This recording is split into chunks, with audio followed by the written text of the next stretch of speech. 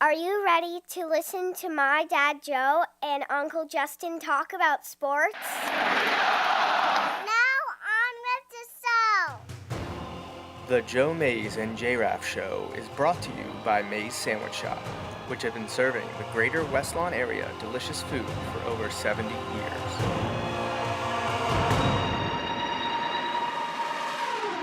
You are listening to the Joe Mays and J-Raff Show. Boring. A weekly podcast about sports since 2011. Don't you ever get tired of being wrong all the time? With a focus on football. 36-yard line of Philly, shotgun snap to Hurts, dropping back, only one person rushing, Hurts looking, standing still, winding up, long pass, it lands at the 20, no one is there, zeros on the clock, it's over, the Chiefs have won, Super Bowl 57 on a game-winning field goal, trailing at 10. At the halftime stop, 24-14, they go on to win 38-35. What a game. Now, here are your hosts, Joe Mays and Justin Raffoff.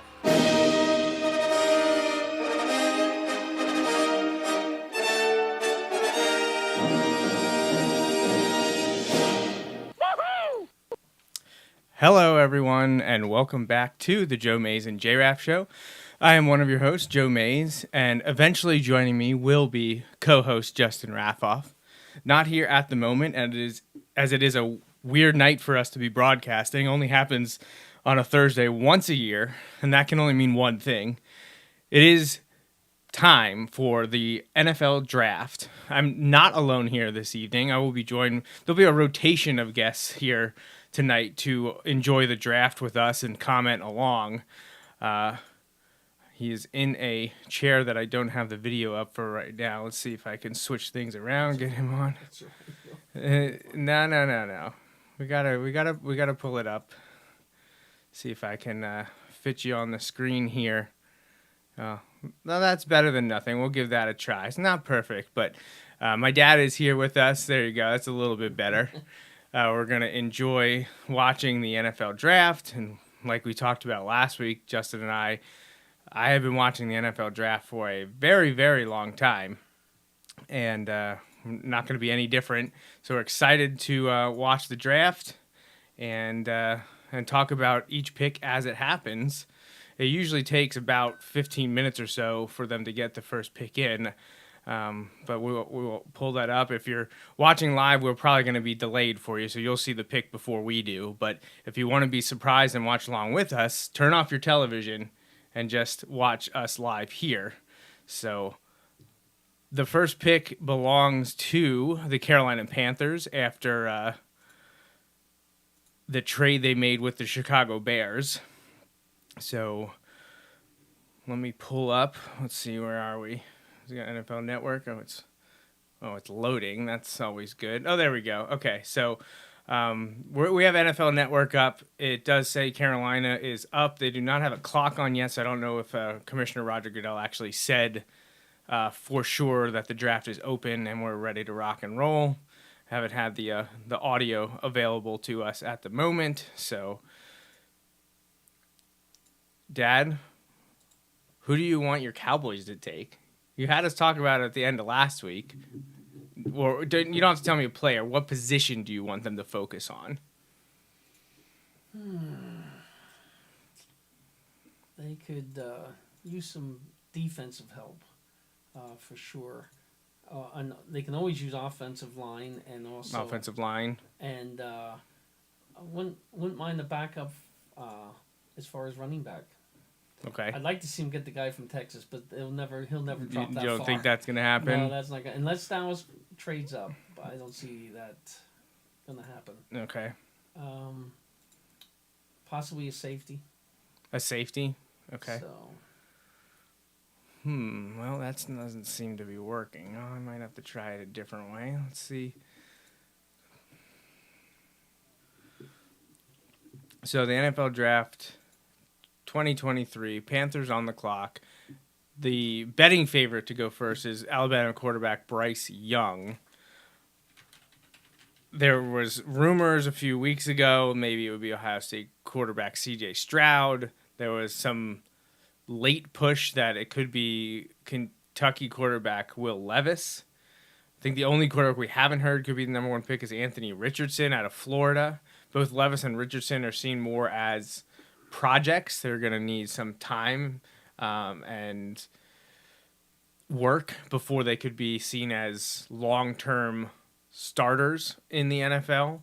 But their upsides, I guess, are considered to be as good, if not better, than Young and Stroud. And believe it or not, size comes into play because Stroud's got the size, Levis got the size, and Richardson's got the size. But Young doesn't have the size, but in terms of pro ready, he seems to be the one that fits the bill best. So odds have favored him to be the guy for a few months now. It's been a quarterback-driven lead for decades now, and it's not going to change anytime soon. So let me see if I can pull up the feed. This has worked before. I'm not sure if something was changed in my broadcast software or in these browsers, but I'm trying to pull up the stream so that we can all watch together. And it has not been easy. Let's trying a different browser here to see if that opens things up for us. But I do have the chat up, so if anyone watching wants to leave us any messages, comments, predictions, hit us up with it. So normally you're one of our few live listeners, so you're not watching with us tonight. You're here joining us. So let's find out, see if anyone is willing to comment and respond. I just asked who's watching with us. I know we have a few live watchers, so that's great. Thanks for joining us. Hopefully we can pull this up and watch together. And hopefully we don't get a copyright strike, because apparently TV networks, the NFL, hate fun. So try it this way. It's really frustrating to not be able to pull this up. I know we did it last year. We've been doing this stream for a long time. It's always a long day. Long day. Let's get this show on the road, yeah. I agree. Let's get this show on the road. Pulling up the NFL Network stream now on our end. That was from Cheryl. Oh. Let's get the show on the road, yeah. So, here we go. We got something going on here. Let's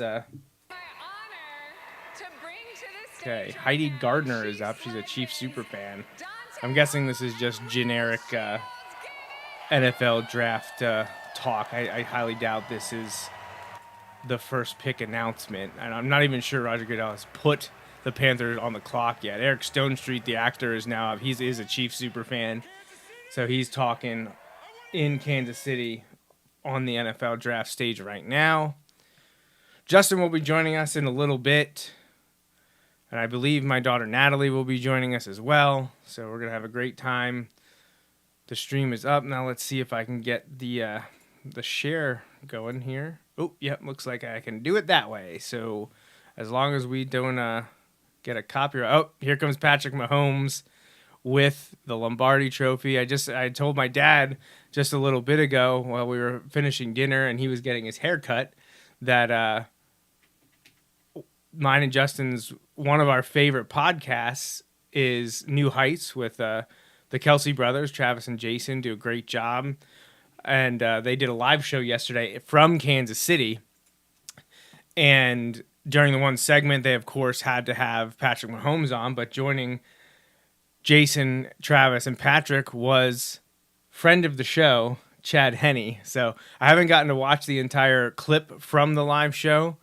It's about 10, 12 minutes long. So they got a nice little interview with Patrick and Chad. So I'm excited to listen to that.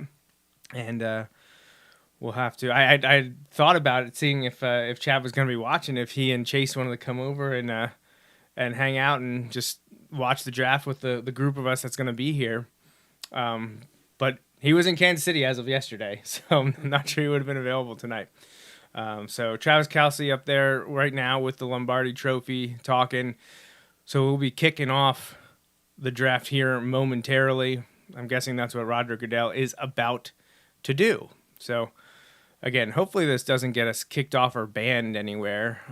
It could get us flagged. I don't know if the stream would stop or not. If the stream stops wherever you all are watching us, I apologize. That's because I'm illegally streaming the NFL draft feed from the NFL Network. So we'll see. I'm sure the YouTube one after the fact will be flagged. I don't know if the live one will or not. So the Panthers are officially on the clock. We're down under 10 minutes, 9:39 to be exact to go. I'm staying off of Twitter. I'm not going on. I don't want to know the picks before they happen. I want to hear them be announced. So the Panthers are up. It's going to be a quarterback. Do you know enough about the quarterbacks to give any insight on which one you would pick? Stuff like you do. Well, I mean, I Justin. feel like you probably would be somewhat familiar with at least Bryce Young, the Alabama quarterback, and C.J. Stroud, the Ohio State quarterback, right. And Will Levis played at Penn State until he transferred to Kentucky. Kentucky, right. Anthony Richardson is probably the lesser of the four in terms of household name before this draft process started because he only played 13 games at Florida. I believe he actually, if he doesn't have a losing record, it's 7-6. He's either 6 or 7 or 7-6 as the starting quarterback for the Florida Gators. It wasn't a great career by any means. He definitely showed major flashes and has the size that teams covet. But odds are it's going to be Bryce Young. So if this is anyone but Bryce Young, it already throws almost all the mock drafts up in the air. Justin and I talked last week about how I worked for over 8 years for Draft Tech, and I got to go to Vegas, and you were listening. You heard us talk about it. Those mock drafts were always so much fun, but if you didn't nail the first pick, it really messes with everything. So I actually was the Dolphins analyst when Miami had the number 1 overall pick and took Jake Long. I got a lot of grief for a long time not mocking them picking a quarterback, which for that draft was Matt Ryan in 2008, the year that Chad was drafted by the Dolphins in the second round. Everyone kept telling me I was crazy not having the Dolphins take a quarterback. They needed a quarterback. You got to take a quarterback. But they didn't take a quarterback. They took Michigan offensive tackle Jake Long and Chad Henne's college teammate and left tackle. So about 7.5 minutes left on this first pick of the draft for the Carolina Panthers. Again, traded up with the Chicago Bears a couple months ago. Traded a lot to get there, including wide receiver DJ Moore. The Panthers believe they have their quarterback in Justin Fields, who looked a lot better the second half of this year when healthy. And they think adding pieces around him is a better bet than getting another quarterback, which people had talked about when they earned the number 1 pick, or adding an elite talent. Now, maybe the Bears didn't think there was an elite talent outside of the quarterback group that they deemed unnecessary for them. For a while, people thought that they would just immediately go with Will Anderson at number 1, the edge rusher from Alabama. Actually, of late, I've been hearing that people are not sure that he has such a high ceiling as people first thought. I know Justin, Dad, if you remember last week when we did those mock drafts, Justin was ecstatic because Will Anderson was available to the Eagles at 10. And I don't know enough about it to toss my hat into the ring of whether or not Will Anderson is going to be a crazy good player or not. But for a long time, he was the consensus number 1 defensive player available. And now we've seen some waffling back and forth on that. So we're about 6 minutes left for the Carolina Panthers to make the pick. Someone's got a sign that says "Happy Birthday, Mom." So, I mean, the draft. Oh, someone's making a call. We're about 6 minutes to go. So we'll see. Did I see where Andy Dalton's down there? Andy Dalton? Yeah. In Carolina? Carolina. I thought I saw that on your screen there. Oh, you know what? I don't know where Andy Dalton is. Let's see if we got any more in the chat. Yeah, so, yep, Cheryl said Panthers on the clock. And steal Lamar. So, but Cheryl, what do you think about Lamar's contract? I'd like to hear your thoughts on Lamar Jackson's contract. Are you happy he's staying in Baltimore? I feel like they needed to get the job done, but it's a lot. It's a lot to pay for a quarterback that the last 2 years has not been able to stay healthy. So I think we're going to be joined here now by another guest. Is it Justin? It is Natalie. All right. There she is. Got her hair all dried. Is Justin Take a with us seat. here?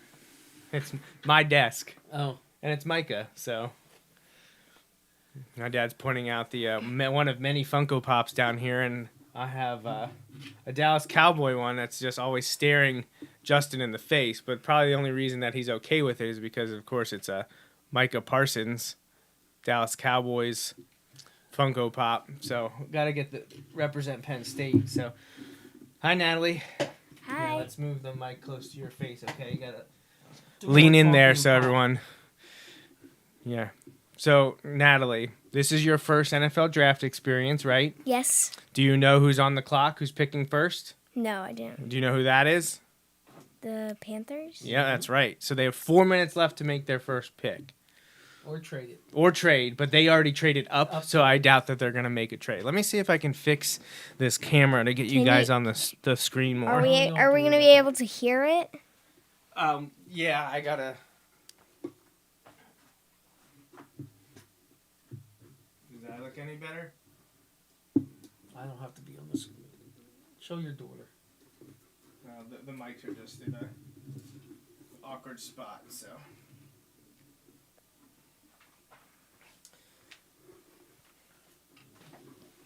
That's a little bit better. A little bit better. So we're down to 3 minutes and 25 seconds, but now it says the pick is in. So if you want to hear it, Natalie, you can put on the headset Where's the headset? right here. And I will pipe in the stream so we can hear what's going on. Anybody in the country, right? It's kind of weird, though. It's strange when you think about Alabama. Remember, for a long time, Alabama won without a Heisman Trophy. All right, you hear it? Yep. All right.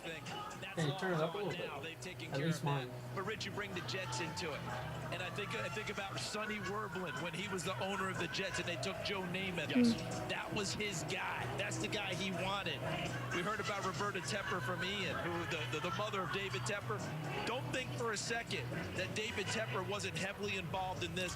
So, Natalie, Pop and I were talking about this first pick. The Panthers traded up to get it, and we think it's going to be Alabama quarterback Bryce Young. Bryce Young. Bryce Young. There's a chance it could be someone else. The But you next think most it's gonna likely be- would be C.J. Stroud, who's a quarterback from Ohio State. And then They're talking about him now. other options would be Will Levis, the quarterback from Kentucky, and the Anthony Richardson, the quarterback from Florida. The odds of it being a Where are non-quarterback are almost zero. Where are what? Where are they? Like where? Oh, where's the pick? draft? Yeah. The draft is in Kansas City.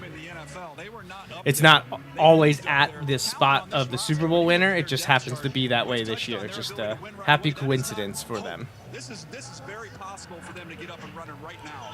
Well, the last several weeks and So they months should be have been announcing it any second now. filled when it comes to the I'm NFL sure draft. everyone on Twitter already knows, Answer. but I'm staying off. I told Justin last week, staying off of the internet. I don't want to know. I want to be able to live react here as we're watching this. So here we go. So here comes Roger Goodell.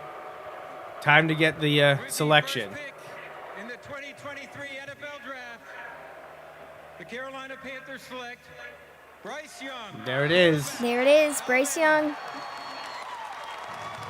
Is that him? Yep, that's him. So Nick Saban, Is he starting next NFL season? contingent, Yep. So celebrating he will now be in the running to be the starting quarterback for the Carolina Panthers. University of Alabama, hugging C.J. Stroud. We'll soon discuss how much longer C.J.'s night might be, but right now it's Bryce Young hugging Anthony Richardson. And he's the first player out of the green room and out of Union Station to head to the stage and to put on a Carolina Panther hat. All right, so I know I gotta be careful how much I show that video because technically I'm not allowed to do that. So gotta cut it out. Why?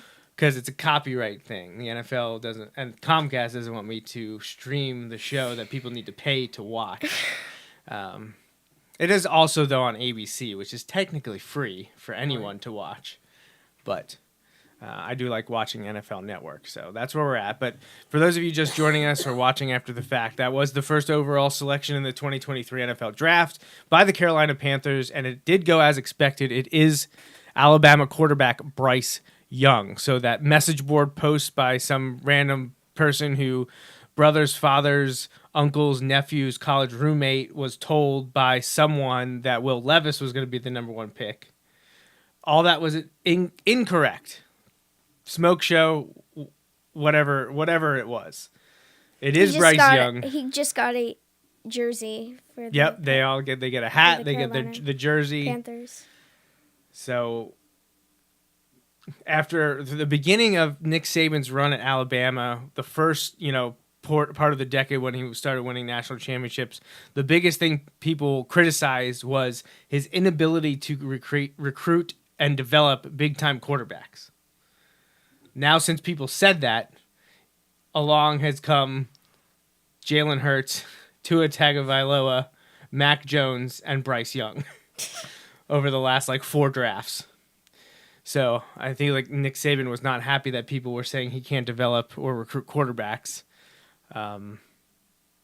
So the biggest thing they're talking about right now is Bryce Young doesn't have prototypical size for the position. You just saw him throw Doug Flutie, who was known as being an undersized quarterback, and Drew Brees, who excelled despite being an undersized quarterback. So Bryce Young's biggest drawbacks and what the detractors pointed to the most was, is he going to be able to work effectively behind a mammoth offensive line in the NFL? Because most of your offensive linemen in the NFL are 6'4" to 6'7", and he's about 6 feet.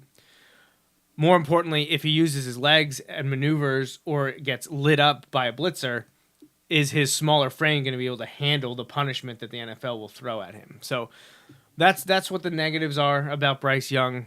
That's what people have been saying. So that pick is in and done. We're moving on. Houston Texans are up next with the 2nd pick. And we kind of figured Bryce Young would be number 1. There's a chance it wasn't going to be him, but most people figured it would be. The Texans, more of an unknown, though. They need a quarterback. Davis Mills played most of last year, not all of it. They could possibly roll with him again, but there's a chance they could also draft a quarterback. So 3 of the 4 remain. And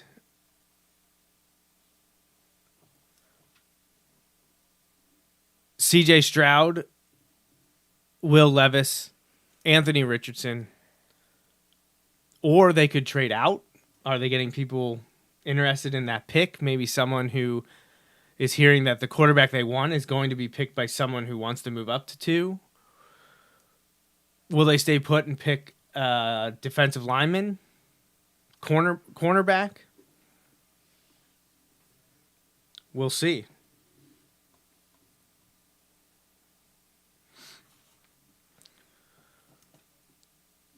Despite there being a 10-minute pick clock, Natalie, this takes the pick is in. A long time. So they didn't even put the clock up there. So the pick clock starts as soon as they announce the previous pick. They just never put the time up there for us. So Houston's pick is in. Yep. Let's see if we got any comments. I haven't checked the chat. Cheryl's not happy about the Lamar Jackson contract. She says not happy at all. A lot of money, but with all Baltimore fans, if he performs great, it's not going to get. If not, it's going to get ugly quick. I completely agree. If he wins and looks good doing it, everyone will be fine. It's no one cares. However, if he struggles, it's gonna be tough, right? And the people are not gonna be happy about it. I think the biggest issue for him the last 2 years has been his durability. He hasn't been able to finish the last 2 seasons. So if he's healthy and the team is winning, like Cheryl said, hey, you perform great. It doesn't really matter. So I know there's a few other people out there watching. If anyone has any questions or wants to join in the chat, let us know. Justin should be here, I'm guessing, in the next 20 minutes or so. And I will make sure to pull up the selection as soon as. Here he is. Let's do it now. Let's listen. With the second pick in the 2023 NFL Draft, the Houston Texans select C.J. Stroud. There you go. They went quarterback as well. Here we go. So they do take a quarterback, and they do take C.J. Stroud out of The Ohio State University. The Buckeye chosen second overall. He's 6'3", dang. 6'3", 214. 2 years as the starter. Had 2 phenomenal years for them. Unfortunately, we got to see that in person. Well, not live in person, but watching on television against Penn State. So that was a bummer. But so that is the second pick. So we do have back-to-back quarterbacks at the top of the 2023 NFL Draft. C.J. Stroud goes to the Houston Texans. He's getting his jersey now. Yeah, we got the hat. He's walking up to get the jersey. So the biggest drawback of C.J. Stroud was not anything about games played, wins, really anything about his performance on the field. His measurables are great. He tested really well physically.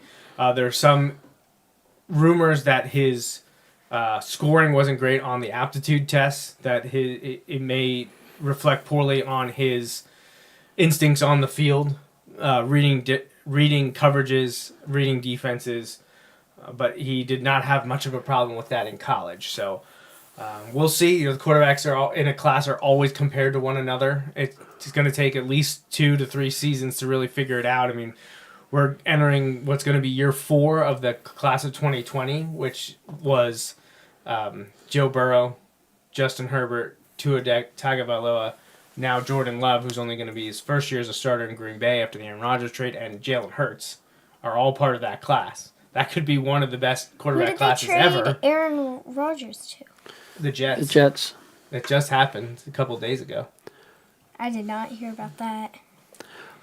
Since Arizona doesn't need a quarterback, what are they in need of?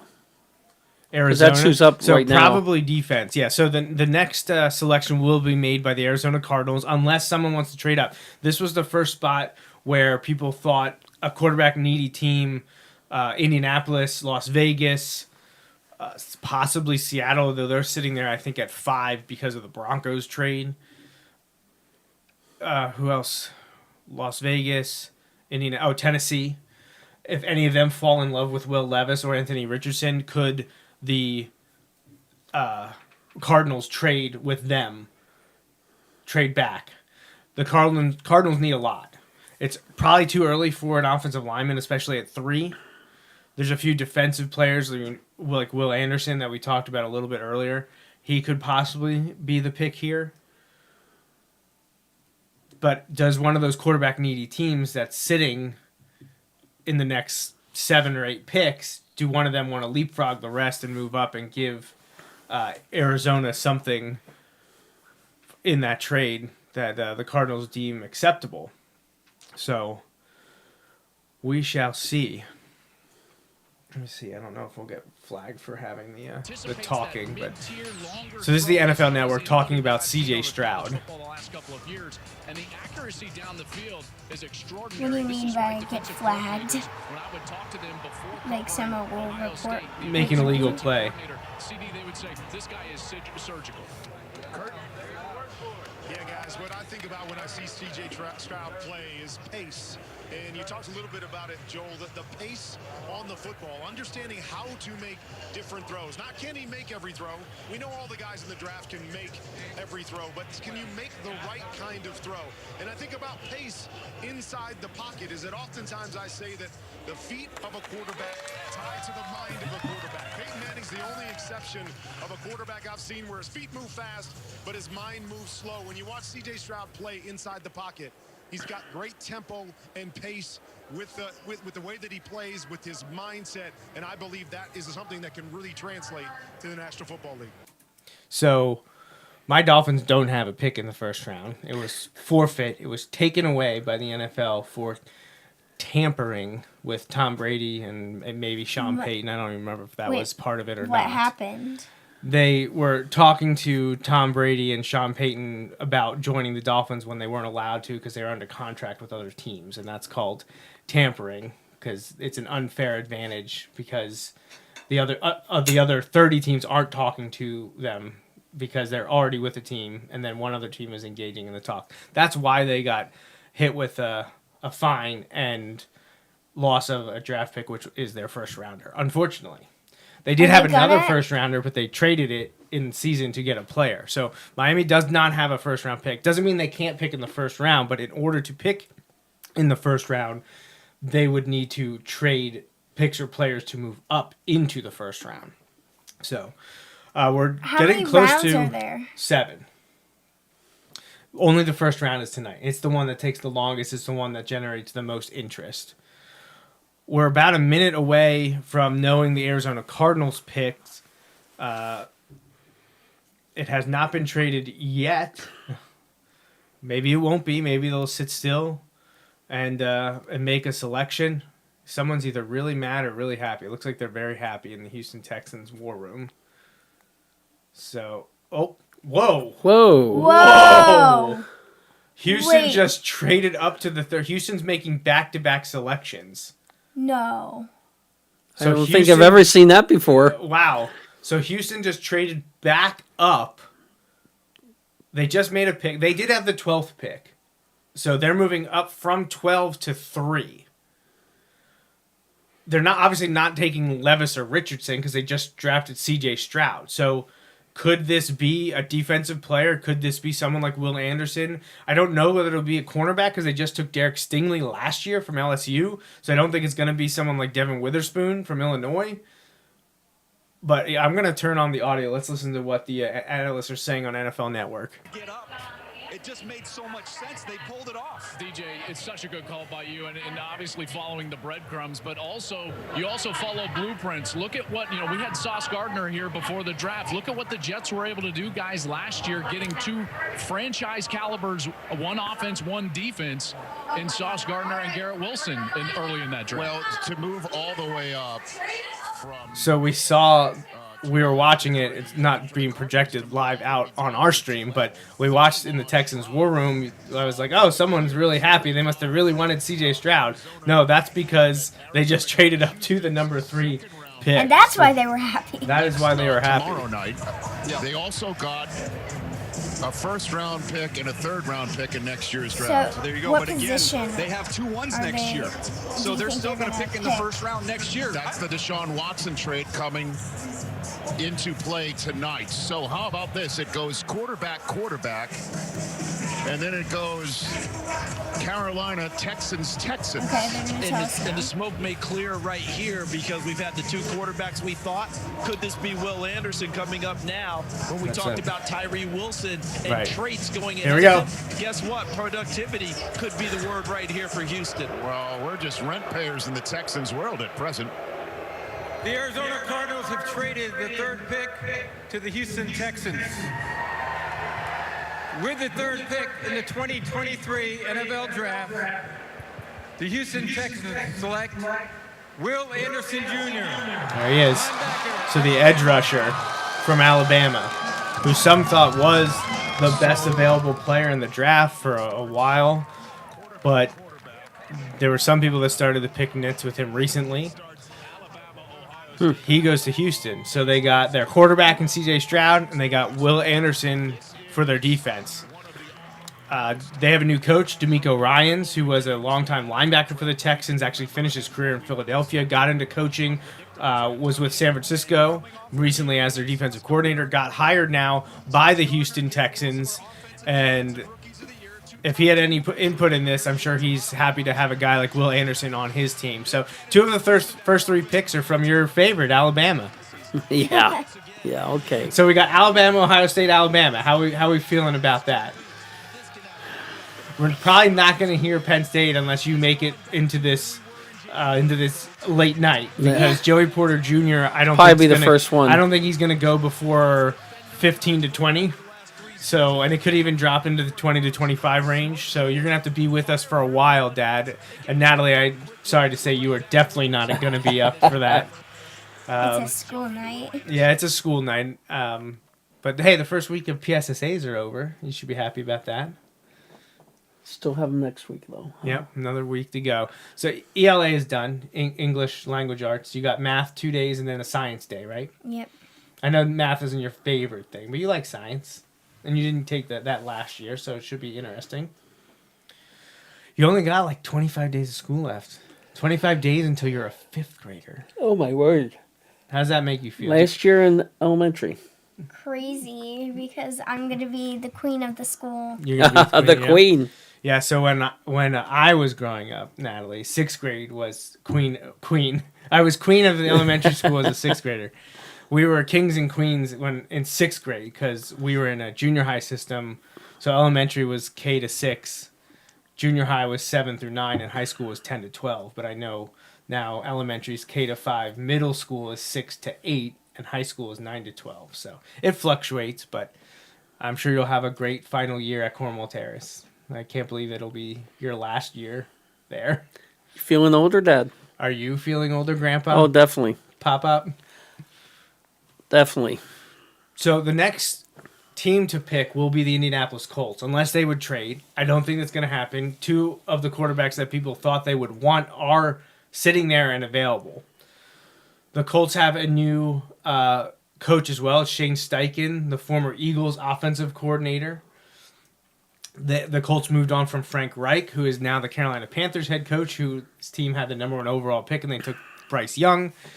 There's a good chance, I would think, that the Colts are going to take Will Levis or Anthony Richardson.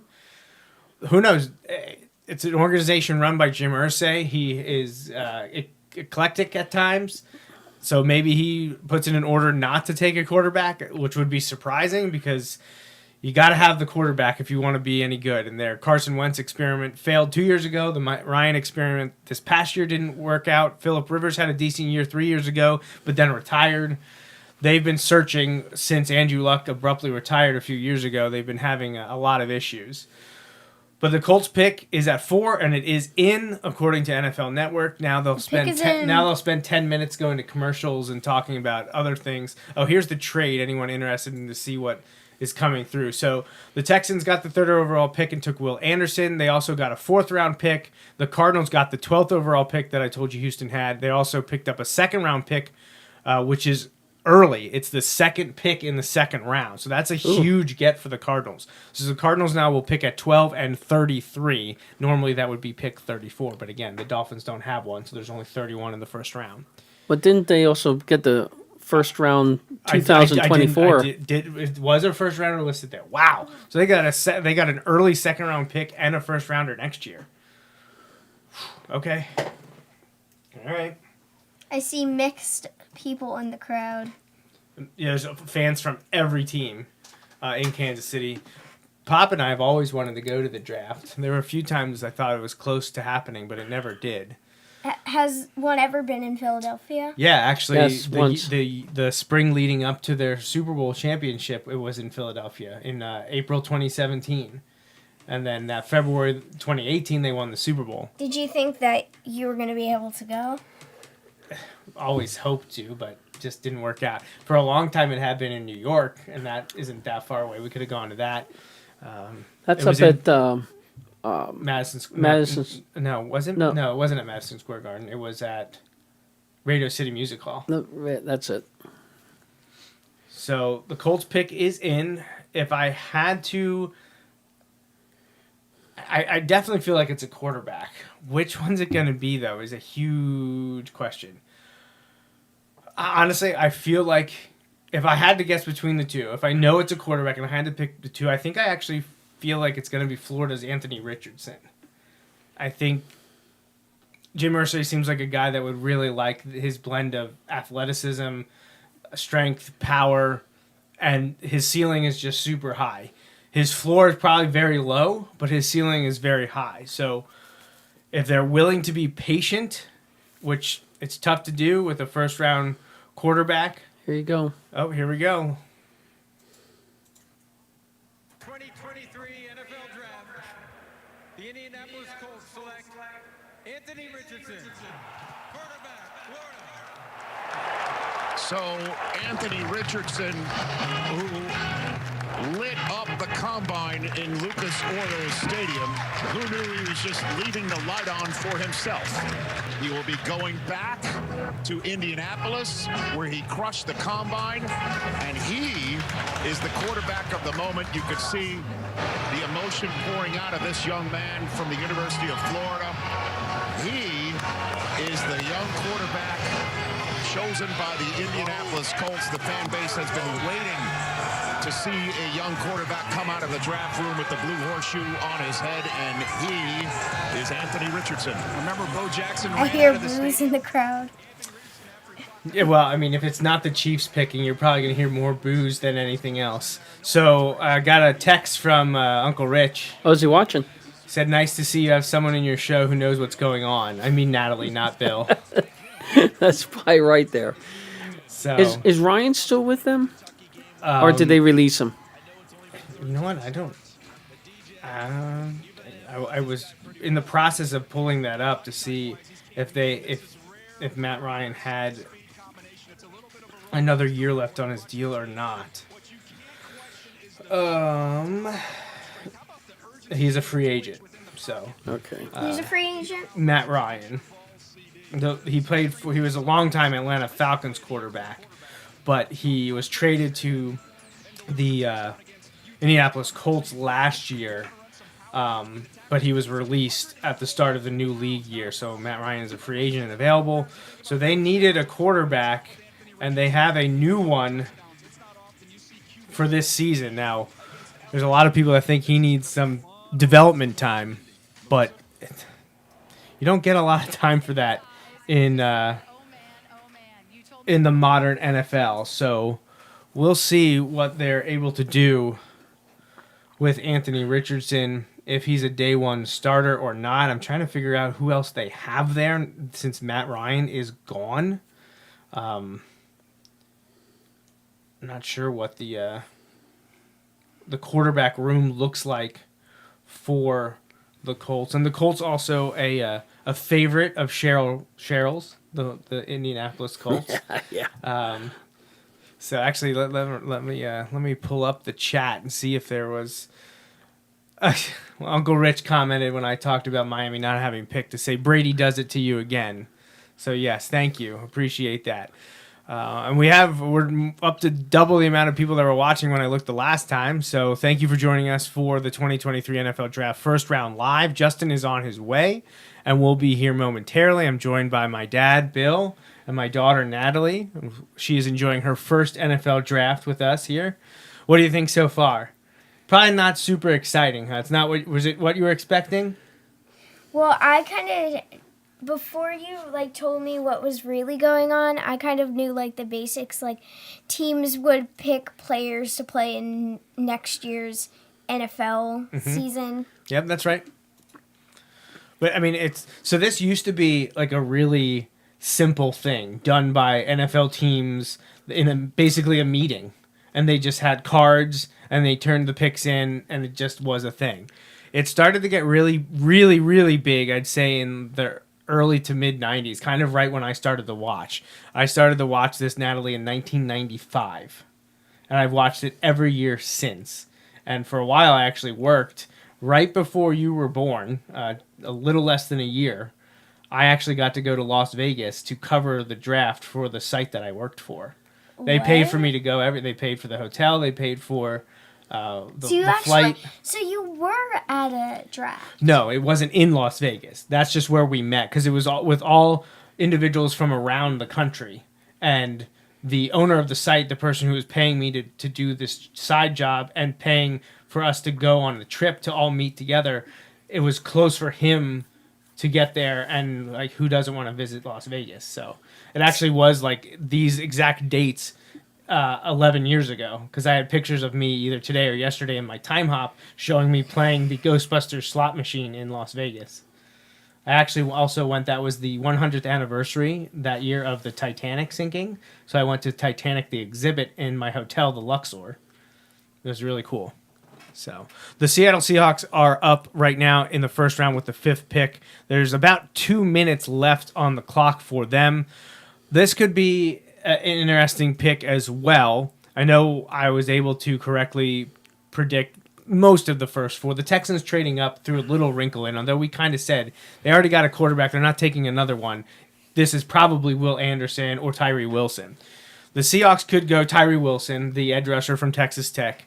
They could go the defensive tackle from Georgia, Jalen Carter, who's been in the news for not great things associated with his on-the-field dedication, if you want to call it that, and off-the-field issues surrounding the possible racing event that led to the death of a Georgia staffer and teammate. He pleaded no contest to those charges, but there's been a lot of issues, off-the-field red flag stuff surrounding him. But that could be the pick as well. Jalen Carter, Pete Carroll and the Seahawks have not shied away from taking swings on uber-talented individuals. So those are two defensive guys to watch for with Seattle. Could they take Will Levis and have him sit behind Geno Smith? Geno Smith, was a New York Jets. Was he a second-round pick a decade or so ago? And was supposed to be the savior in New York, and obviously that didn't pan out. He eventually, I think he played for the Giants and then ended up in Seattle and was a backup for a long time behind Russell Wilson. They trade Russell Wilson. Geno Smith wins the job and then has a great year this past year. And they sign him to a contract. So he's the guy. But could they look towards the future? The pick is in. And take Will Levis here and have him sit behind Geno Smith for a few years and then hand the reins to him. I don't think that's going to happen. If I had to guess, I think I'm going to go with the edge rusher from Texas Tech, Tyree Wilson. There was part of me that wanted to say Jalen Carter because I just feel like that's kind of a Pete Carroll pick. Kind of a, thumb his nose to people who are saying that that's a big risk. I don't think Pete Carroll cares anymore. I think he was vindicated in part by what happened with Russell Wilson in Denver last year. A lot of people were on Russell's side saying that, you could see Pete Carroll being kind of difficult to work for. But the stuff that's come out kind of makes it seem that Russell Wilson was a little bit difficult to work for. So I think Pete Carroll's feeling pretty good about it. It'll be interesting to see what this pick is. If it's Will Levis, that changes things drastically for possibly the Raiders and Titans if they were interested in a quarterback. There's been a little bit of late smoke on Hendon Hooker, who's the Tennessee quarterback who tore his ACL towards the end of the year. There's some people that think he could sneak into the end of the first round. Maybe a team that doesn't get one of these first four guys trades back in to get someone like Hendon Hooker from Tennessee. So we'll see if that happens. But we're only on pick 5. It is the Seattle Seahawks. And as Natalie said, that pick is in. We don't know who it is yet. I'm leaning defense, though. I really think it's going to be Tyree Wilson or Jalen Carter. And I'm leaning Wilson right now. So momentarily we should see Commissioner Roger Goodell approach the podium and give us that selection. And we will bring it to you live. Hopefully we're not on that big of a delay for those of you that are watching with us. If you're also watching on the television, you probably know what's happening before we do. But I am ignoring my phone. I don't want to know what's going on. I want to see it live here and react to it immediately. I haven't been big surprises, maybe except the Texans trade, but here we go. With the 5th pick in the 2023 NFL Draft, the Seattle Seahawks select Devin Witherspoon, cornerback, Illinois. Okay. We didn't even suspect that. We did not suspect that. I said his name earlier when we were talking about the Cardinals. So he was considered the best cornerback by most services and scouts and draft companies. I was going to say that's who I thought they'd take. So I should have thrown his name in there. But so they got a late round cornerback last year that was up for Defensive Rookie of the Year. So that went to Sauce Gardner with the New York Jets.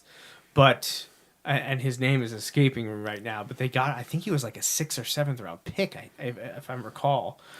So they did go defense. It just wasn't Tyree Wilson or Jalen Carter. With Detroit up next, do you think they'll go after one of the quarterbacks because Goff is not getting any younger? I honestly don't think so because I think they're poised to try to win now. I Okay. think they are ready to roll. What are they in need of then? Because running back, they're in pretty good shape. Quarterback, Goff had a good year last year. So yeah, I think they are. I don't think they're going Will Levis here. Could they be a team that could entertain trading back in for Hendon Hooker or getting him in the second round? That I could buy into. I don't think they're going Will Levis here. I think they want to add a guy that's going to make an instant impact. Who is making the next? The Detroit Lions. Detroit. And they got this pick in a trade with the Los Angeles Rams. I believe this is still part of the Matthew Stafford trade from 2 years ago. So, I mean, they need a wide receiver, tight end, or defense. yes. Oh, all of these. Because Detroit had it really, after the first couple games, Right, they really came on hot. They rebounded in Yeah. a big In way. fact, if they would have made the playoffs, I don't think anybody wanted to play them. No, because they had gotten hot at the right time. Yeah. So I think... I feel like this is going to be one of the two defenders that I had mentioned for Seattle, but that they went with the third guy that I didn't mention. I really think this is probably going to be Tyree Wilson or Jalen Carter. They took Aiden Hutchinson number 2 last year. If you pair him with Tyree Wilson and have two edge rushers like that, we saw what the Giants were able to do 10, 15 years ago and really take care of really good quarterbacks by having relentless pass rushes. Michael Strahan, Jason Pierre-Paul. The Lions would have quite the duo with Aiden Hutchinson and Tyree Wilson. Of course, they could go more the Ndamukong Suh route and take Jalen Carter, put him inside on the defensive line, cause disruption there. I don't think people are very high on the receivers class, and they did take Jamison Williams last year. Now, I know he's suspended for 6 games this year and barely played last year because of his injury, but I don't really see them going wide receiver at this point. Uncle Rich says he thinks it'll be Wilson to the Lions as well. So Justin is joining us now. Justin, if you want to pull a chair, you can grab that chair and bring that back here. I hope you don't expect a full paycheck for showing up late. Natalie, can you shift your chair that way a little? And Dad, you want to shift that way, and we'll let Justin go in between you two. The sponsor doesn't give paid time off. I knew there'd be a comment for that. So I like your little bobblehead there. So Justin's flying his colors. You can't see it on the stream. He's got his Eagles Conference Champs shirt on.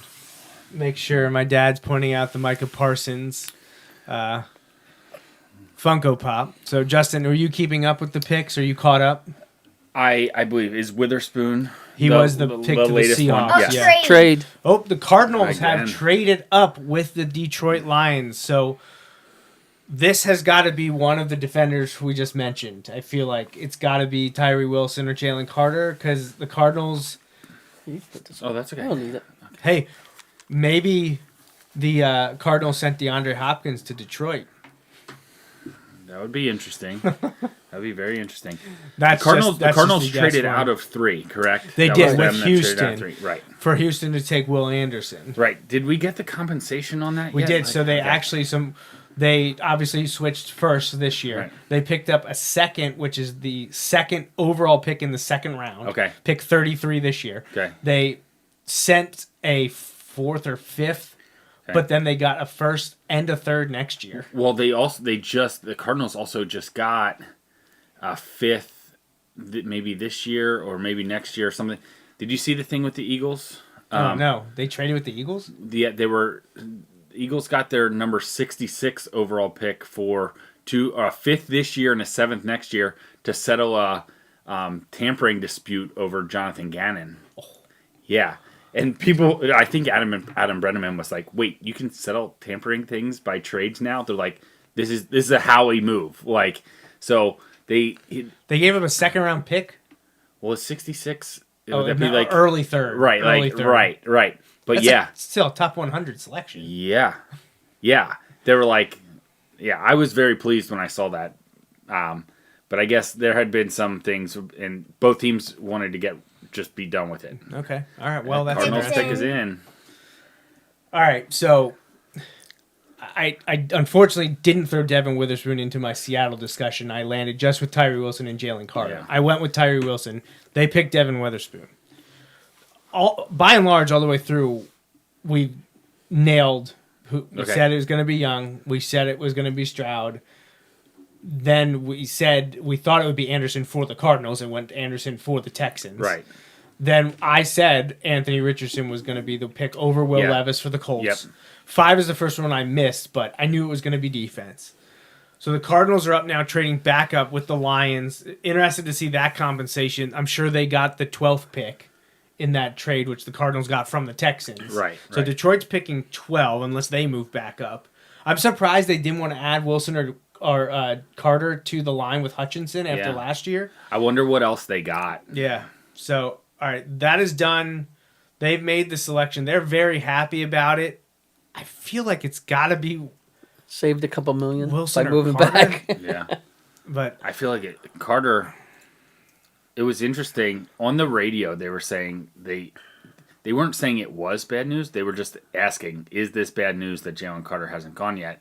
Because they thought they thought Seattle they thought Seattle would be a team, but they said are there teams that won't take him right now? And they thought Seattle is a team that would take him. I said that. Yeah. And then a team said they thought Detroit would be a team that takes him. And they think the Eagles would be a team that takes him. They didn't know if the Cardinals would be a team that takes him. So. Well, here we go. We're going to find out right now. Arizona's choosing with, by the way, the Rams pick. The Detroit Lions have traded the 6th pick to the Arizona Cardinals. With the 6th pick in the 2023 NFL Draft, the Arizona Cardinals select Paris Johnson Jr. Whoa!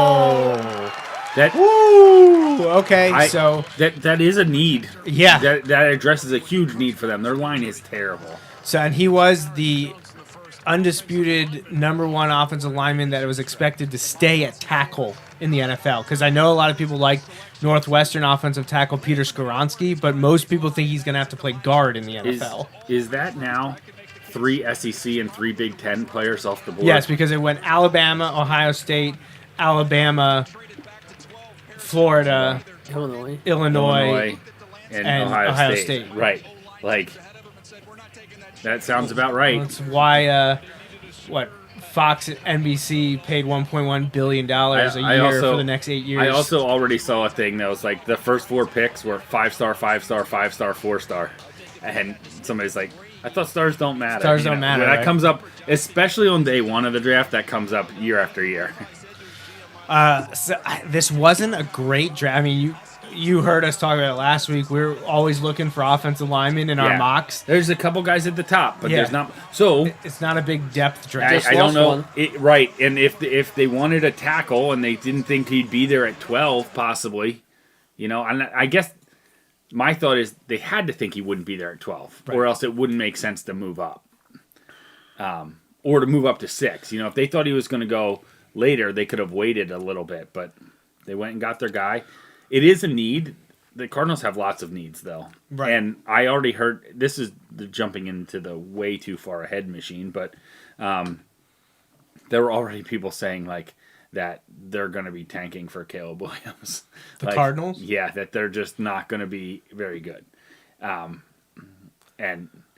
I don't, it's a tough spot because you got a new coach and everything, but we'll see.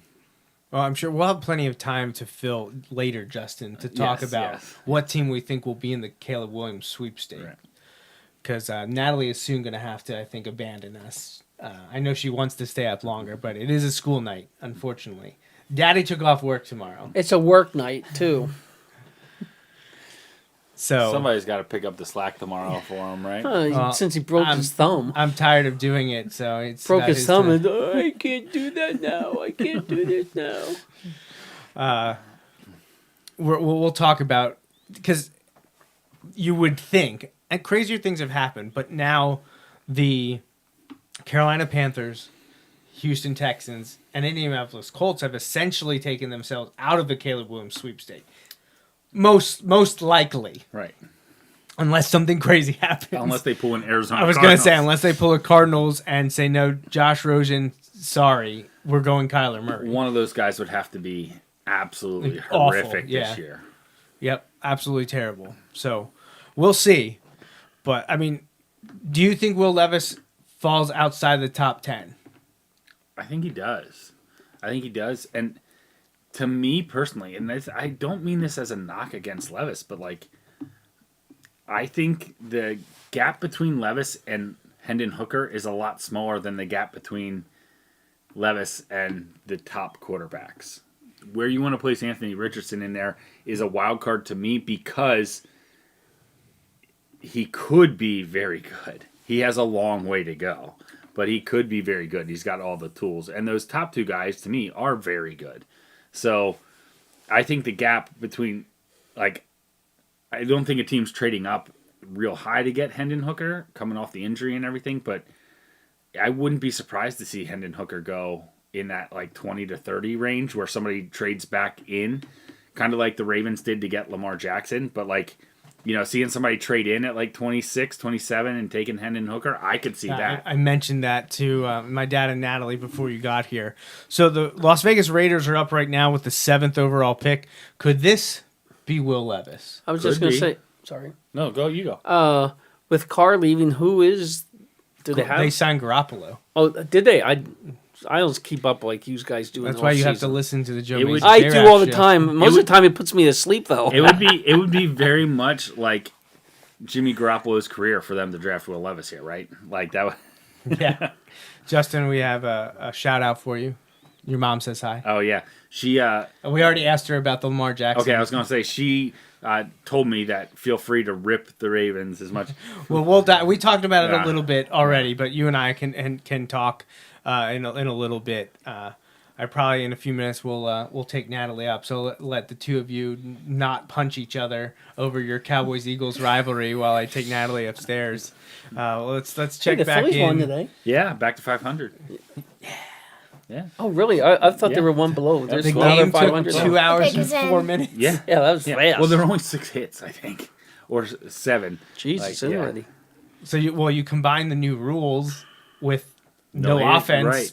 It's gonna move. So Yeah. guess there were 2 other games at Citizens Bank Park That is Will Levis there, isn't that were 2 hours and 2 minutes. So this wasn't a record by 2 minutes, but I think back to some of those games. Now this is going back to we were like Natalie's age here, but like when Greg Maddux was throwing like 88 pitch complete game shutouts, you know, like those kind of things.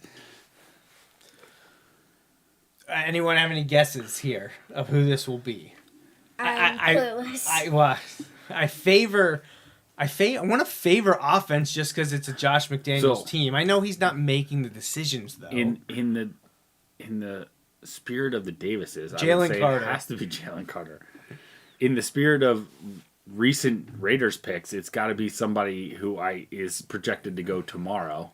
You know, Mike like, Mayock's not there anymore. I know. Honestly, I don't put much of that on. No, Mike a lot of that Mayock. was Gruden. Yeah. Like Mayock was in a bad spot there. I'm surprised he hasn't resurfaced. Maybe he just wanted to take some time off after Right. that experience. But yeah, the Raiders could be Will Levis. Obviously, I think I've said him now. The last 2 picks, Tyree Wilson and Jalen Carter, are the 2 best defensive players left, unless they're looking cornerback. Right. But you know they brought in Garoppolo. They did trade Darren Waller. I don't think this is a Michael Mayer location. This is feel way like it's too early. XXVII. Yeah, a long time ago. That was well before you were born. That was actually before I graduated from high school. So, What number was that? 36, because wasn't it the year after we went? When we went to 35. Yes. Or was that 37? I think it was 37. Okay. I'm just thinking of what she said. I don't remember like looking at it. Josh Jacobs led the league in rushing last year. Devontae Adams had 100 catches. Yeah. Like the offense wasn't the problem, even though they ran Derek Carr out of town. Right. They had a good season, Right. statistically. Couldn't get enough wins. Right. They only had 13 takeaways last year. So, do you want to pressure the quarterback, or do you want to try to pick off the quarterback? You need So, both. The Raiders here: Wilson, Carter. How about Joey Porter Jr.? Okay. He only had one interception though. So Yeah, but here teams we go. didn't throw at him. With the 7th pick I don't know if I in know the him. 2023 NFL Draft, I know he's a the that's Las early Vegas for him. Raiders select Tyree Wilson. There he goes. defensive end, So Texas pass rusher. Yeah. So there's the edge that I thought maybe the Lions would bookend with Aiden Hutchinson, who had a great rookie year for the Lions. But Tyree Wilson from Texas Tech is going to Las Vegas. First non-Big Ten SEC pick. Yeah. At pick 7. So I gotta get one of those suits. Justin and I will get it for you. We'll get you a top hat and a cane. I was gonna say as well. he starts wearing it around the. I'll shop. wear it to church one week. I can just picture you with your top hat. You're just like. Oh, that's nice. strolling It's not along. just the jacket. It's the full suit. All right, so Natalie, I'm going to take you up now because the Eagles pick at 10. So I want to make sure that I'm here to talk about that one with Pop and Uncle Justin. So why don't you say goodnight to the guys? Good night. All right, so I'm going to leave you in the capable hands of my partner and father. They promise not to fight. I'm gonna transition away on the stream from the broadcast because I don't want it to kick us out.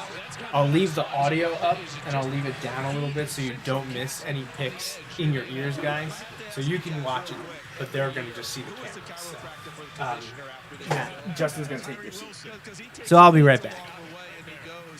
You guys need drinks or any snacks or anything? Just water. Just water. Okay. Because this is the traits aspect. Will Anderson's production doubled it in terms of stats. Look at his comp on the bottom of the screen. It was Chandler Jones. There you go. Now it's going to be his teammate. When you have 35 and 5/8 inch arms, that suit we just saw was not off the rack. I can promise you. Hey, So now's when we talk bad about the Dolphins, right? Yeah. I mean, we can't talk. They don't get a first round pick, so. Yeah, I mean, the Raiders had a lot of needs. Like Joey said, they only had 7 takeaways last year. So hopefully they can create some pressure to help them with their defense. You know, it's kind of split. I know they were talking about with the Cowboys, if they could get like a stud defensive tackle or something that would free up Micah Parsons to really, and they were going through, you know, a bunch of the guys, you know, a lot of the big time linebackers or whatever you want to call Micah. They have how they have the split, you know, they've got another guy to take the pressure off of them. So, yeah, Falcons are on the clock. I never know what Mr. Jones is going to do. I wouldn't be surprised if he trades up ahead of the Eagles. Yeah, it wouldn't surprise me, especially with him. Oh yeah. Yeah. Anything to ruffle feathers. Yeah. The picks in. Yeah, and the Falcons have so many needs. They struggled last year. They lost a lot of close games, but they really struggled. It's interesting because everyone thought the Kyle Pitts pick a few years ago, the tight end, like the kind of slash tight end guy from the guy from Florida, was going to be like a game changer for them, and it just never really. In 2 years, I mean, he's been a weapon, but he's been hurt, and they haven't been able to get him the ball because they don't have a quarterback, you know. And yeah, now I guess they have Desmond Ritter there, but we'll see. Cowboys need a kicker. After the end of last year, I'd be all right if they took a kicker in the first round. I'm only kidding. Yeah, it'd be interesting. I'm not, like, I know there's all this talk that the Eagles are going to have this pick at 10. I'm not convinced they pick at 10. Like, I feel like I've seen so many drafts where I'm sitting here waiting for the Eagles to pick and then they trade out. I mean, not knowing who they have targeted, you know, if the guy they want isn't there, I have no problem with them trading back, but getting some more picks, but I'd like to see the Cowboys get Porter. yeah. When Joey and I were doing the mock drafts last week, there was one where I think he went there. I know. Fans in Pittsburgh really want him to fall to them, and I get that. Like if you were, like if Brian Dawkins' son became available, in the draft, like I'd want the Eagles to take him too. So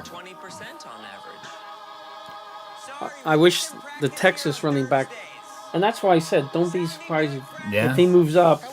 I think Jerry has a lot of interest in. Yeah, I mean, I really like Tony Pollard. I think he's been the better back the last 2 years.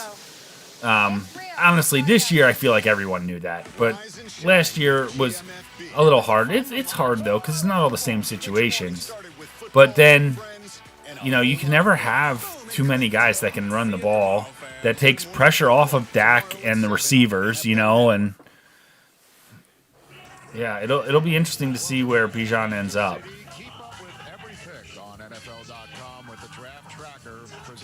Yeah, so that Atlanta pick is in. We'll see who it is soon. Oh, Chicago's next, son. Yeah, I think it's Atlanta, Chicago, and then the Eagles. So your Eagles going to have the hangover this year? I hope not, but we'll see. We'll see. I would just be happy to be there if we had the hangover next year, the Cowboys. Right. Well, that's like I saw something. There's been a lot of quarterbacks who, and this goes back a long time, the quarterbacks who lost their first Super Bowl, haven't been back in a long, long, long time. So hopefully Jalen can break that streak and get back there at some point. Hopefully sooner rather than later, but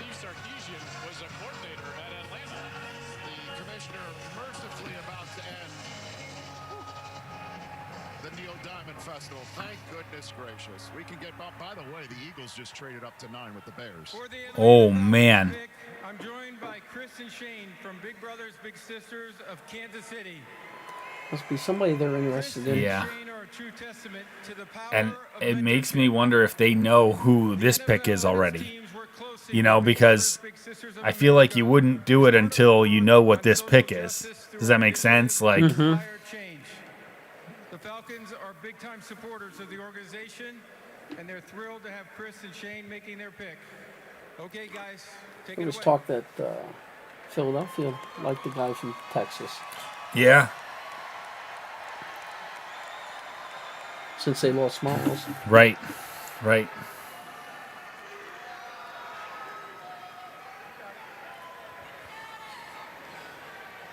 With the 8th pick in the 2023 NFL Draft, the Atlanta Falcons select Bijan Robinson. Oh, there he went. The Atlanta Falcons had I'm just going to turn his alarm off.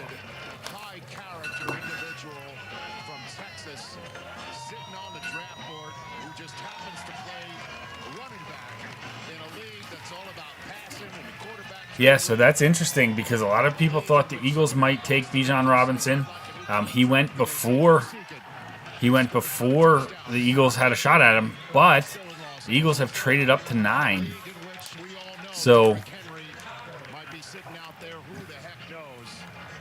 But you've got Bijan Robinson now, a top 10 draft. we shall see. In the NFL, he's going to Atlanta. Maybe this is a time we can officially rebrand this position for players like Bijan Robinson. Heck, let's just call them offensive weapons. If we have somebody in Deebo Samuel who majors as a wide receiver and minors in a running back, why can't we have a guy major as a running back and minor as a wide receiver? He's got that type of skill set, CD. You might want to get that trademark quickly. Yeah, well, they're adding weapons there. Like I said, they took Kyle Pitts a couple years ago. They have Bijan Robinson that they just took now. It looks like they're going to go with Desmond Ridder. So we'll see. Ask yourself this question. No Barkley last year in the Giants playoff team. When you have that guy, you go get him and you put him in your lineup. And they draft 4 exceptions. Their guys don't meet all the marks. player in the entire draft class. So to get him at number 8, I think not only is exciting, it's great value. For a comp, you see that number 5. Think back to Edger and James. Like you said, they need a lot. Now it makes me think if the Eagles are trying to get Jalen Carter. Absolutely, that type of a dynamic playmaker. A lot of times you have to sacrifice. Either you get somebody who's explosive and tight, or he's loose and doesn't have a lot of juice. This guy is very explosive, but he's a real loose, fluid runner. It's a unique combination. Because I look at it, I'm just like, I don't know who the Eagles would have traded up for. You know what I mean? Like, I thought they might have been after him. I thought they might take him if he was there at 10, but we shall see. If I had to make a guess, I think it's Jalen Carter. Pair him up with the 2 Georgia defenders we took last year. This is a special player. It's time for Next Gen Stats powered by AWS to see the overall top draft score. They say Bijan Robinson is a special player. This is a prototype at the running back position. And then also just again a terrific individual bringing his special brand of mustard to the ATL. Melissa? Well, Rich, he's wearing his pin right here that's red for good luck. And look at that smile. His mom told me that he dreamed about this day since a little kid. What is it like to finally realize that and be selected 8th overall in the NFL draft? Yeah, well, first off, I just want to give honor to God and, for and His Son Jesus for just blessing me to Well, it's funny to me that, and I kind of get this. I feel like he kind of gets looked at in a similar way to Saquon, the way Saquon got looked at, as he was the best player, but the team, well, Saquon, they had better years than Texas has had. Right. Texas underachieved.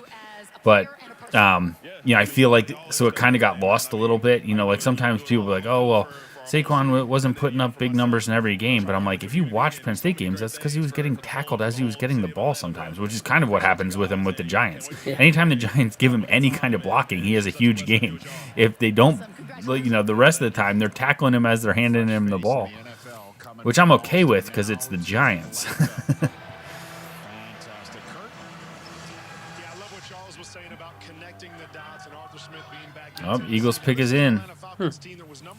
If So I had they were 10th, so they moved were up 10. one spot? Yeah, they moved up one spot. So I'm interested what they had to give up to move up just the one spot. But again, if I have to guess, I think it's Jalen Carter. I don't know, but that's my guess. Freebie pick anyhow, wasn't it? This was the one we got. Trying to think where we got this one. Oh, the Saints. Yeah. Yeah. Bijan Robinson went to the Falcons. Yep. Let's check out the NFL player comparison presented by Ram. Oh, thank you. Is that the only one I missed? Yes, and the Eagles traded to 9. Okay, I did see that. I said to him, I feel like this has to be for Jalen Carter.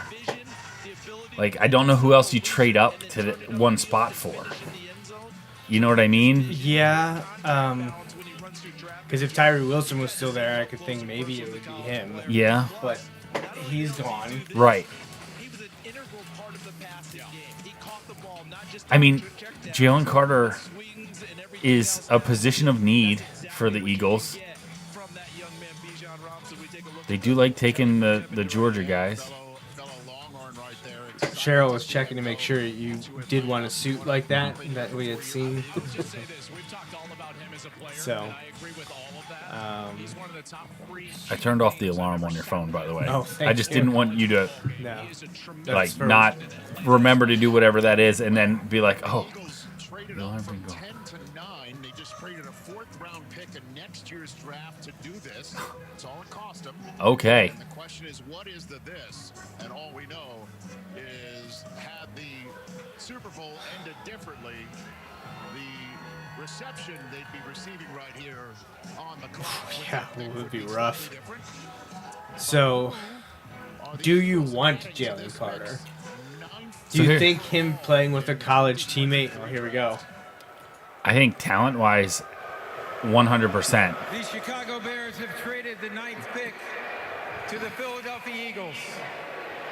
With the 9th pick in the 2023 NFL Draft, the Philadelphia Eagles select Jalen Carter. There it is. There it is. Defensive tackle, Georgia. So last year, the Eagles moved up a couple of spots to draft Jordan Davis from Georgia. I'm really happy. Like, so here we go. I hope he can get his off the field issues settled. Right. Which you have to. Like, you're not, a kid anymore. You gotta get that straightened out. I do think the Eagles have some strong veterans and a mix of college guys that he's friends with that can combine to because be. They had 2 from Georgia last year, right? Yeah. Well, after losing Hargrave. Right. And Jordan Davis, I honestly feel like he underachieved a bit last year. I don't think he was as big of an impact guy as they expected him to be. Yeah, except like the numbers against the run when he was on the field were absolutely insane. He wasn't on the field enough. Well, right, but a lot of it was like play calling, and then he got hurt. When he got hurt and missed like a month or so, that was a big part. But yeah, I mean, you take the 2 D tackles from the Georgia, national championship team the the last 2 years. Yeah, so and we'll see. Like, again, talent-wise, I'm really excited. Let's see if he can put it all together. He just burned that guy. Missed the handshake. Bummer. I don't mind the walk-up this year. The one in Vegas was really cool. It was very Vegas with all the cards and like all the different things. Yeah. So they're using... What an ugly hat. The hats look like they were 30 years old. But so the logo looks fantastic on this one. They, at some part in the artwork, you can kind of see it there. They used, like, 3D, more realistic logos for the teams. And the first time I saw it was the Ravens one, and the Ravens one is horrifying. Yeah. And I said to the person that posted it, was one of like the helmet or uniform sites that I follow on Twitter, and I said it looks as though someone gave AI a prompt to say, this is the Baltimore Ravens logo, make a realistic version of it. Right. And it's terrifying. It's absolutely terrifying. So, all right, let's transition away from this so that we Well, don't and when I get look at giving up a 4th next year to go from 10 to 9 and to get Jalen Carter, who some people, like talent-wise, top 3 pick, feel like he was the best player he would have been the best player in last year's draft and the best player in this year's draft. Now, I don't know that I go that far, but he would have been a top 5 pick last year, and honestly, without the off-the-field issues, he may have been a top 5 pick this year. Yeah. Right, I don't think he's getting past Seattle if he didn't have question marks. Right. So now I believe he's technically fully resolved the racing incident because didn't he plead no contest? Right, I think so. Yeah. So, and the question now is stuff like that going to happen again? Right, exactly. And those were terrible things, and there are lots of mistakes by lots of people in those incidents. Right, yeah, it wasn't just him. But... Right, but you can't get caught up in doing things that you shouldn't be doing, and so he needs to turn that aspect around, or he's gonna find himself in more trouble and in a bad situation. So, and not in the NFL for very long. Right, exactly. So hopefully he can turn it around for him and for my team. So the Bears are up now. They originally held the number 1 pick in the draft. They have yet to make a selection. They've been accruing more and more picks. I think they see this as at least a 2-year process. Right.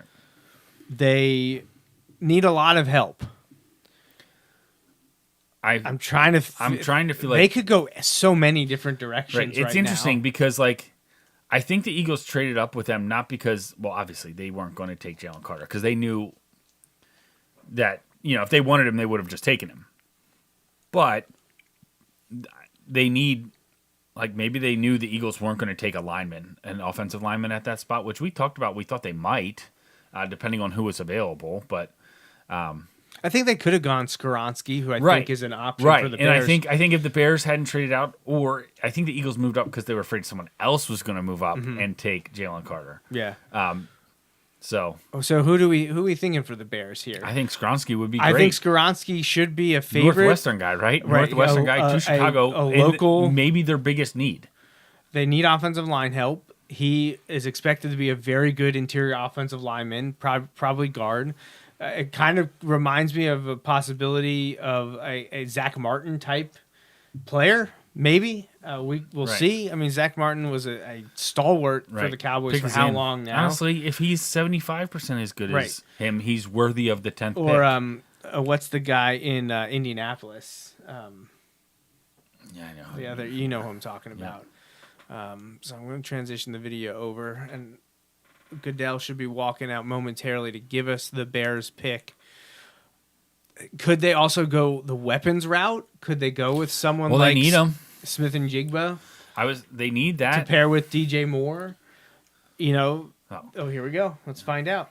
There's some other options with for them. the 10th pick in the 2023 NFL Draft, the Chicago Bears select Darnell Wright, offensive tackle. Okay, so they did go offensive line. That's fine. They just went with Darnell Wright. Darnell Wright, who is not here tonight.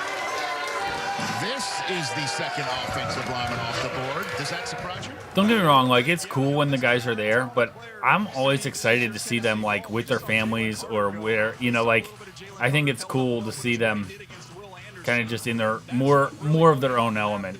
Like it's nice. So we had a Texas player go, a Georgia player go, and now a Tennessee player go.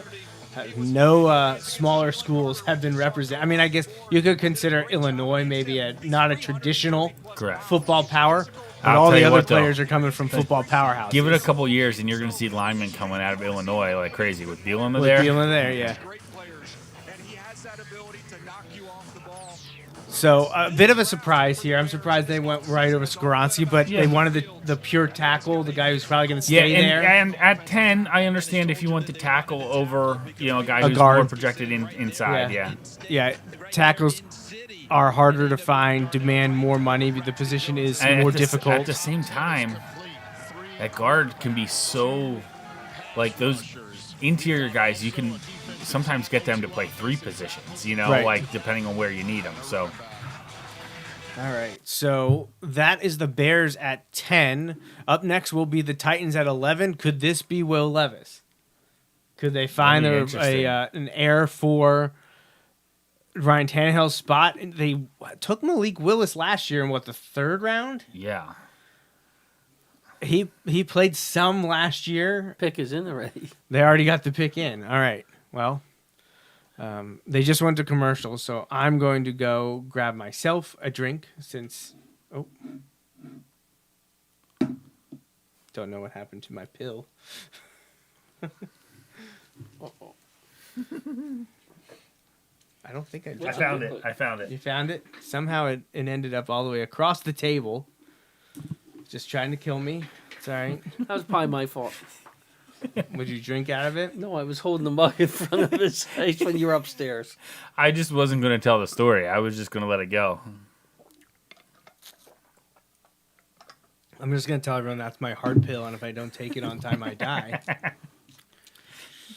We just add a little excitement to the show. That clock, that countdown clock for the picks takes on a whole new meaning. It's like that really sad episode of How I Met Your Mother. Won't be hard to play. What, you're just going to plug Natalie in? Yeah. I'm talking at the shop. Wake up. Your dad went to the hospital. You need to finish the show for him. I'm sure that would go quite well.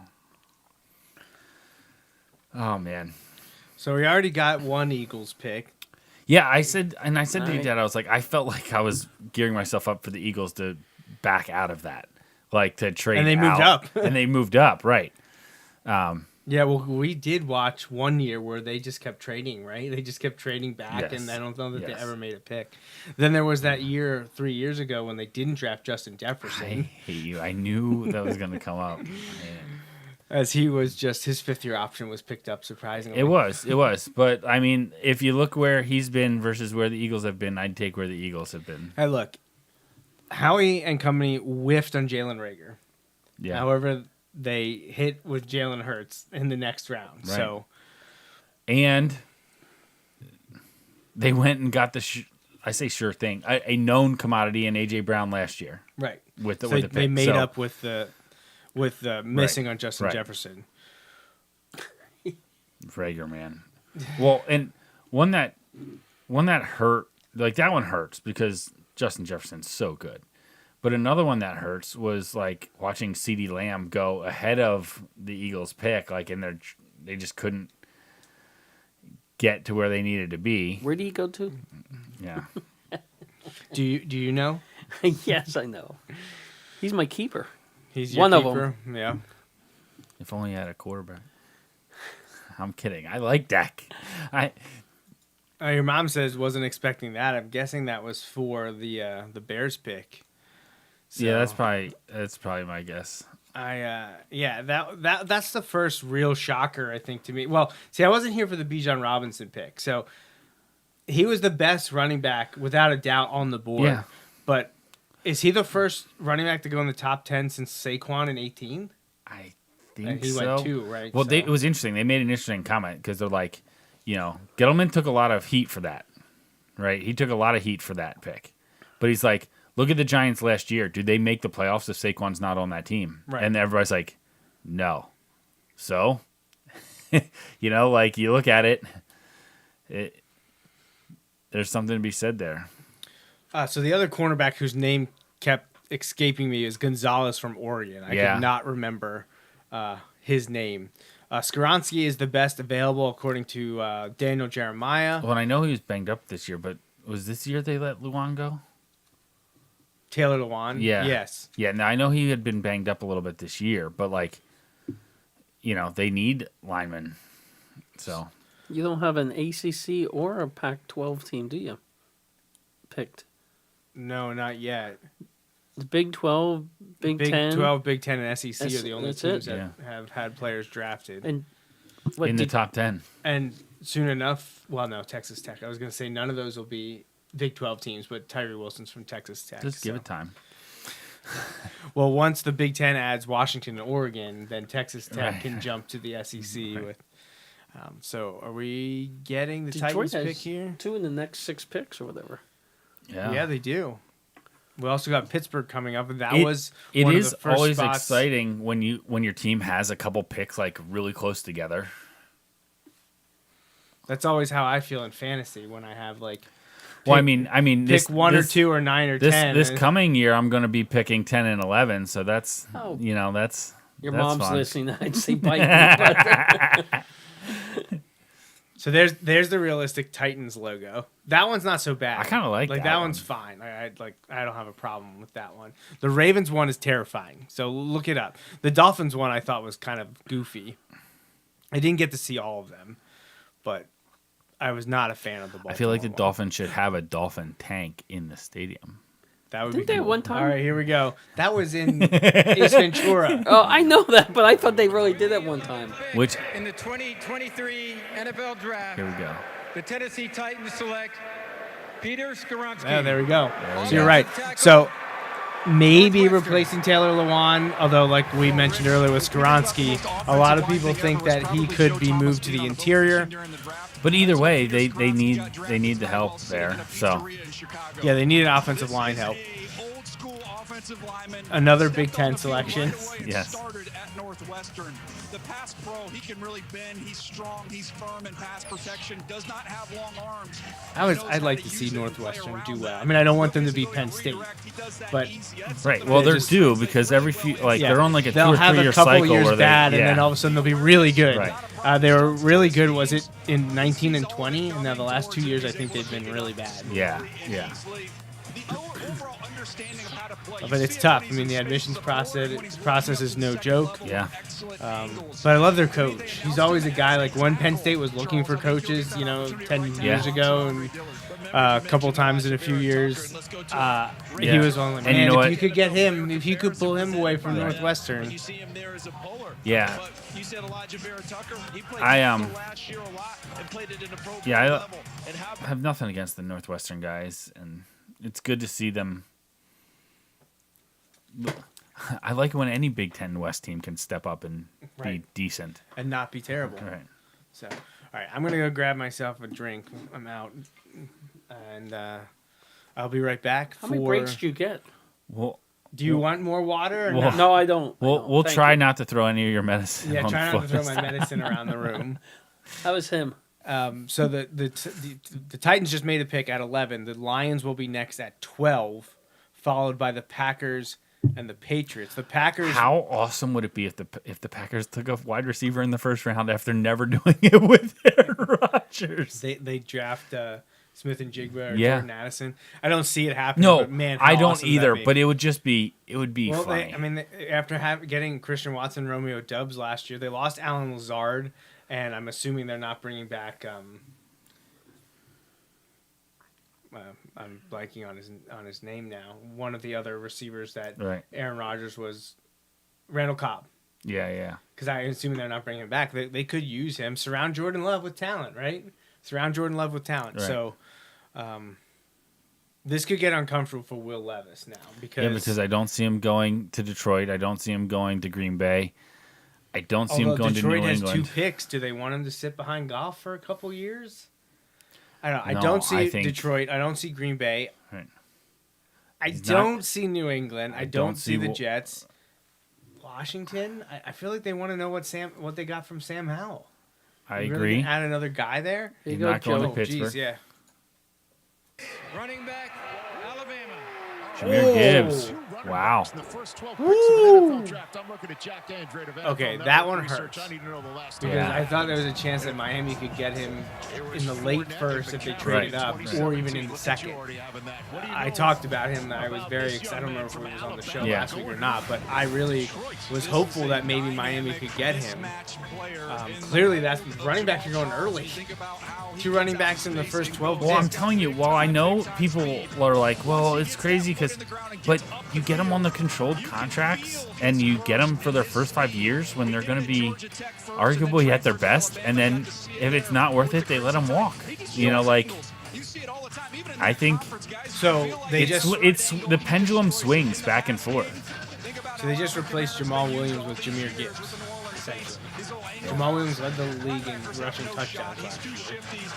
He left for New Orleans, I believe. So now you have a duo of DeAndre Swift, who I know was injured parts of last year, early in the year, and now Jamar Gibbs. So Swift and Gibbs to go with Goff. Jameson Williams suspended for 6 games. But Amon-Ra St. Brown. They brought back Marvin Jones. Yep. I believe they let go of Chark. DJ Chark, Yeah. I believe, is gone. So, yeah, Jameer Gibbs. A bit of a surprise. Running backs going earlier than I think a lot expected. Gibbs was a fringe first, second pick by most. I certainly don't hate the pick because I like Jameer Gibbs. I'm really surprised he went in the first 12 Could we have picks. been somebody else if we'd taken a right turn? Yeah. So the Packers are up now, and they just got this pick in the Aaron Rodgers trade. They flip-flopped with the Jets 13 and 15, which means the Patriots now pick before the Jets. So it's Packers, Patriots, Jets are the next 3. I'm going to go quick grab a drink. You can take my glass. If I'm thirsty, I'll just drink out of his. And try to lose my medicine. yeah, so Packers, I guess, kind of starting the rebuild here. Probably a year too late considering how last year went. I mean, I know. That being said, they had a game at home against the Lions to make the playoffs, and they blew it. So while they weren't good, they had a shot at it, and they just didn't get it done. Because, and again, if they made the playoffs, I don't think anybody wants to play against Aaron Rodgers necessarily in the playoffs, but they weren't a good team last year. No. Now Joey has to face him. Yeah. And Uncle Rich. Yeah. Yeah. I know. Yeah, that'll be interesting to see how that plays out. But the pick is in for the Packers. We'll see. I guess they knew who they wanted.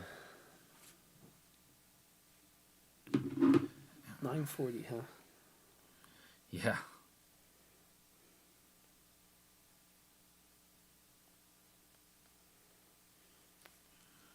Yeah, my buddy just asked me what I think of the Eagles pick. I said, talent-wise, I feel like it's a home run. He needs to get it together off the field. Some guys do, some guys don't. Exactly. You know, like, and it's tough because, you know, I try to think, like, these guys, they're college kids, but you can't just, you know, the mistakes he made weren't just like college kid decisions, you know. People died when they were racing those cars, you know, like, sometimes you're not fortunate enough to have it be like a no harm, no foul situation. And it certainly wasn't that. So you need to get it together. On the other hand, you know, there's lots of us who wouldn't want a decision at 21, 22 to define us, you know, like, so, well, we'll see. But he's got to make those decisions for himself. But talent-wise, I'm ecstatic for the Eagles, you know, to get that guy. So we'll see who the Packers get here. Like I said, starting the rebuild, be interesting because the other teams in that division, Minnesota has established themselves as a good team. Detroit is clearly on the rise. Yeah. The Bears have been low for a while, but I feel like they've found their quarterback and are on the rise. And if Justin Fields doesn't prove to be the guy this year, there's people project there to be a number of quarterbacks next year. So, like, you know, it's going to be one of those things where the Packers, I think, probably take something that will help them in some degree. Didn't you eat dinner? Other than the quarterback. You saw me eat dinner. This is snack time. All right, so no pick yet. It looks like it's about to come in. It's in, but yeah, we haven't announced it yet. Let's transition this over so I don't miss it. That would be fantastic if it was a receiver. I would be so happy. Right, like I just because Aaron Rodgers is the absolute worst. Right, like it would be. Well, it would be a giant him. middle finger. Yes. To him, which I would just lie. Honestly, I feel like I only don't like the Packers that much. Like if I ranked the 32 NFL teams, they would definitely be in the bottom half. But I feel it's mostly because I strongly dislike Brett Favre and Aaron Rodgers. Right. They both did it to themselves too. Yes. All right. We got Roger Goodell. Here we go. In front of them. Let's see who the Packers take here. With the 13th pick in the 2023 NFL Draft, the Green Bay Packers select Lucas Van Ness. Oh, edge rusher. Defensive end, Iowa. So not a big surprise. That's, I feel like, a staple of the Packers over the years is accumulating defensive rushers. Yeah, that's a good pick. Yeah, that's about where people thought Van Ness would go in like the 8 to 15 range. I just have to think Big Ten school. Yeah, right. Another Big Ten. Yeah. And look at it. I mean, in my mind, I'm like, man, kid that played at Iowa. These guys will go anywhere, but like a kid from Iowa to now go to the Packers, like that's got to be pretty cool. Yeah. Aesthetically, Iowa to Pittsburgh is always my favorite. I don't know how often it happens, but that's because they have essentially the same uniform, just changed out the logos. So that brings us to the Patriots. So I wonder if Uncle Rich is still watching. I haven't checked my text in a while. See if I have 4 texts. Yeah, here we go. Oh, well, you tell me Eagles traded to 9. Okay, so Uncle Rich says, I want a wide receiver, but talk is cornerback. So this could be Gonzalez from Oregon. Would be pretty good value here, too. So, Uncle Rich, if you are still watching live, following along with us live, I'd like to know, you say you want a receiver. Which receiver do you want? Do you want Jackson Smith and Jigba from Ohio State? Do you want Jordan Addison from USC? Did you want Zay Flowers from Boston College? That would be a cool connection for them. Keep it local. I guess, is it Quentin Johnston? Oh, and then there was a TCU? trade, too. Oh, Pittsburgh is now on the clock. So New England has traded back. Pittsburgh has moved up. Pittsburgh was a big landing spot for Joey Porter Jr. Right. Them trading to 14 makes me think it's not Joey Porter Jr. with Gonzalez still on the board. Yeah, he just said doesn't matter. A trade just happened. Well, you can still let us know. You say you want a receiver. Which receiver do you want? Right. And maybe they'll pick. What are they picking at 17 then? So New England will be picking at 17. So we'll get back to the Patriots in a bit. Steelers are up. They apparently had their. Mike Tomlin seems very happy. Yeah. Their entire room ecstatic. Look how many people it takes to run a draft. It's just Mike Tomlin's very happy. So Yeah. I'm guessing they moved up to 14 because they had a guy in their top 5 that fell. Yeah. So it'd be interesting to see who this is. Right.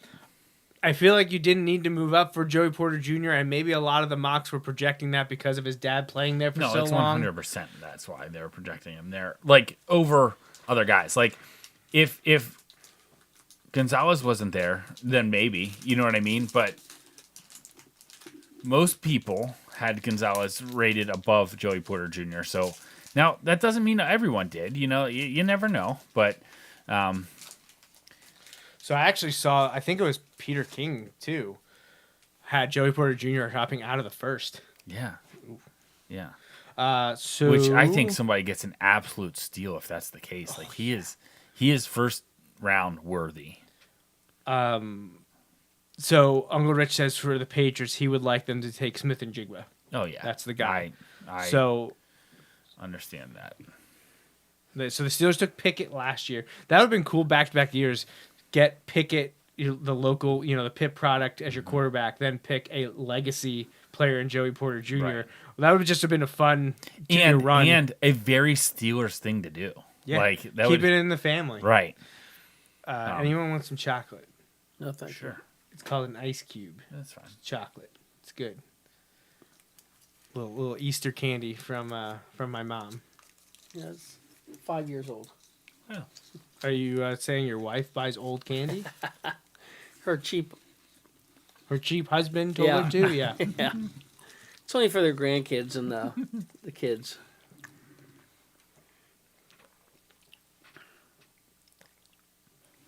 All right, pick is in. I'm really don't know what to say right here. If it's cornerback, I think it's Gonzalez. Right. Skoronski's gone. Obviously, it's not Will Levis. You think? You don't think it's Jackson Smith and Jigba or a wide receiver? I mean, they just got Allen Robinson. I was gonna say they just signed Allen Robinson. Pickens looked good last year. They still have Deontay Johnson. Right. So I would say not one of the receivers, not a quarterback. I mean, it could be offensive line, but the top couple guys are gone. Yeah, the top ones are gone. Yeah, they did seem super excited that they got up, though. Here we go. Here comes pick 14 tonight in Kansas City. The New England Patriots have traded the 14th pick to the Pittsburgh Steelers. With the 14th pick in the 2023 NFL Draft, the Pittsburgh Steelers select Broderick Jones. Oh, okay, so it is offensive line. Yeah. Yeah, this one felt So, obvious, guys. So that tells me that they had Broderick Jones quite possibly as their best offensive lineman. Oh, he is. Yeah. So they wanted an offensive lineman to protect their to-be second-year quarterback and Kenny Pickett. Interesting. Yeah. Skoronski. Well, they need it. Like, that's they've had some holes on that line for a few years now. Yeah, that's solid pick by Pittsburgh, and when you're taking a player from the back-to-back national champions, you're picking from the cream of the crop. So, we said it. We said Pittsburgh needs offensive linemen. It just was at the right position. So there you go, Broderick Jones. Now the Jets are up. Couldn't care less about what they do. Actually, I probably should care, and I hope they mess it up. I hope they take Will Levis. Compete with Zach Wilson and sit behind Aaron Rodgers. Do you see they own Aaron Rodgers $100 million next year? Yeah. Because of the way they restructured his contract after the trade. They owe him over $100 million next year. The Jets do. Yeah. And if he starts 65% of the snaps this year, they give a number 1 pick to the Packers next year. So they could owe Aaron Rodgers $100 million and lose their first-round pick, and obviously are not guaranteed to even make the playoffs. Right.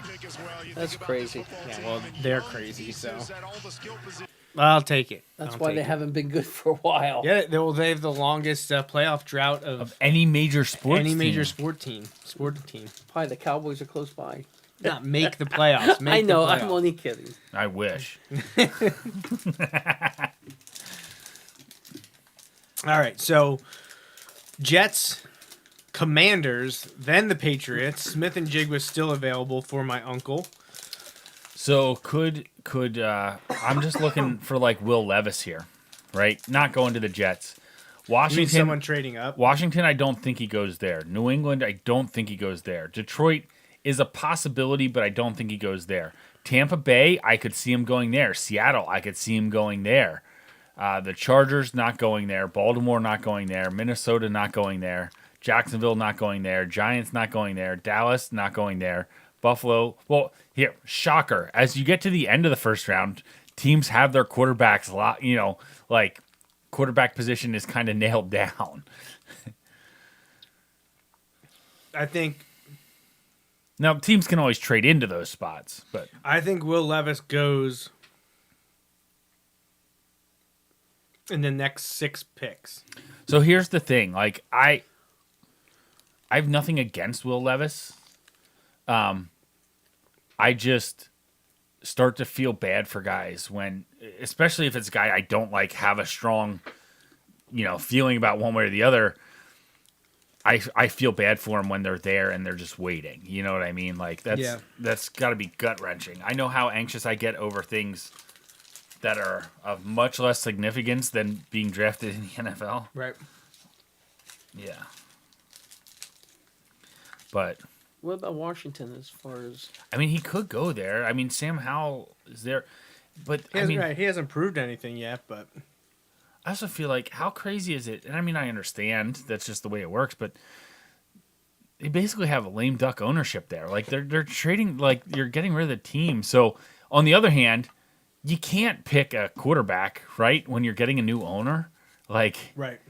There's no way that would happen. I shouldn't say there's no way that would happen. It wouldn't surprise me if it wouldn't surprise me if they cut to like the draft room of the Commanders and it's just like Dan Snyder sitting in a room making the picks by himself, because why not? Everyone? Right, yeah, why not? Man, I feel bad for Ron Rivera. I do too, except he took that job. I mean, I know there are only 32 of those jobs, so like it's not as easy as just like, oh, I'm going to pass on this one, but yeah, he deserves new ownership. Well, he's getting it. Yes. I was thinking about investing, but I decided not to because it's Washington. Fair enough. I understand that. I used to joke with people, if I had the money, I wouldn't buy the Eagles because the pressure to like succeed would be incredible. I'd try and buy a team that I really can't stand, and I'd just make them terrible. Well, I probably couldn't afford the Cowboys, but like I used to say this when I was in Pittsburgh. I said I would buy the Steelers and just make them as awful as I could. And like people are like, that's so messed up. I was telling this story this year though, and a kid at school hears it and he's like, that's actually a brilliant idea.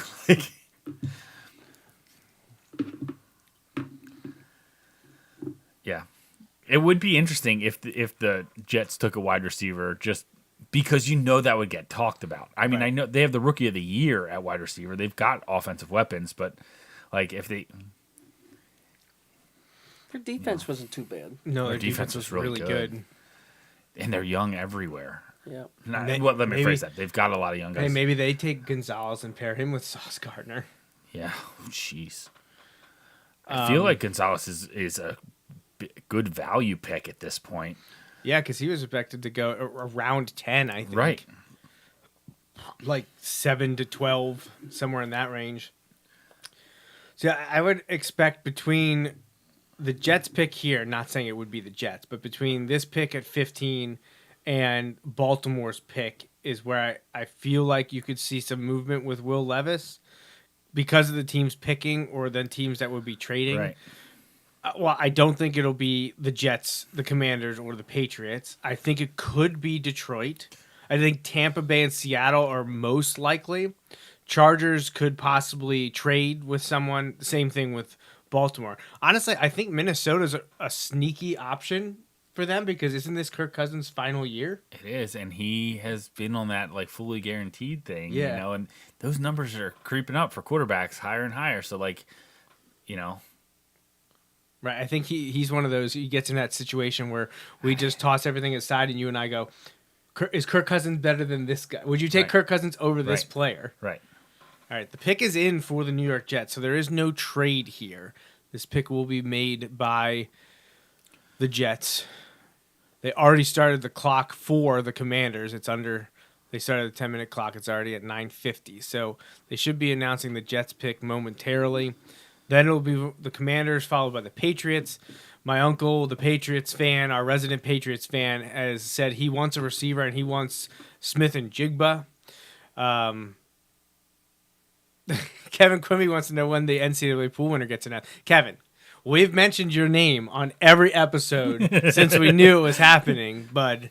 So you're it. You are the champ. Congratulations, Kevin. You are the winner. I do have to get hooked up with you so I can get you the T-shirt. And we do have to talk about when you want to come on the show. Believe it or not, our next regular show that's on a Sunday will be on May 7th. And guess what, Justin? We're starting our 2023 NFL preview. I knew it had to be coming up. So, yeah, it's just we're off this Sunday. This show is making up for this coming Sunday. So we'll be back in 10 days. And we will then be discussing the NFL because everyone, we talk football basically all the time, and we love it. Then we'll be off for Mother's Day. Then we'll be on the 21st. We'll continue the NFL preview. Then we'll be off for Memorial Day weekend. That's why we have to start our NFL preview in May because there's so much stuff going on May, June, and July that we would never get it done. And then Bulldog Hour starts in August. So we have to do our NFL preview May, June, and July just because basically we're on a week, off a week. So, yeah, NFL preview starts our next show on May 7th, which I know my dad will be happy about. Kevin, if you're still listening, feel free to join us for one of the shows over the next few months. If you want to talk NFL, if you want to talk a topic of your choosing that is not NFL related, you probably are going to have to wait until after the Wilson football season, sometime in November or December. But yes, Kevin Quimby won the NCAA tournament challenge that we ran this year. I'll put this on pause as Roger Goodell is walking out a child to announce the Jets pick, which feels just right for a child to announce the New York Jets pick. So. The NFL is proud to be part of the global community that supports the life-changing wishes that Make-A-Wish grants. Make-A-Wish is for the New York Jets. Day, only a couple days away, I'm joined by Kyle Stickles. Which Joey's mad about because he wants to. Well, I want to be able to boo this, but now I can't boo this because I'm not going to boo the Make-A-Wish kid. Because honestly, if this was this would be a Make-A-Wish that I make. I want to announce the Dolphins pick at the NFL draft. Oh, sorry, they were tampering, so they took no Make-A-Wish for you. But yeah, now we gotta. So now I feel bad because I can't make fun of the Jets. I just got a text that said only Jets fans would boo a selection made by Make-A-Wish. No, they're sky high because they think that they just won the lottery by getting Aaron Rodgers. So. All right, here we go. I'd also like to thank the NFL, the New York Jets, and the Make-A-Wish Foundation of Northeastern New York for giving me this opportunity tonight. Wow, that was really well done. Not even looking at the card. Yeah. Let's get it. With the 15th pick in the 2023 NFL Draft, the New York Jets select Will McDonald,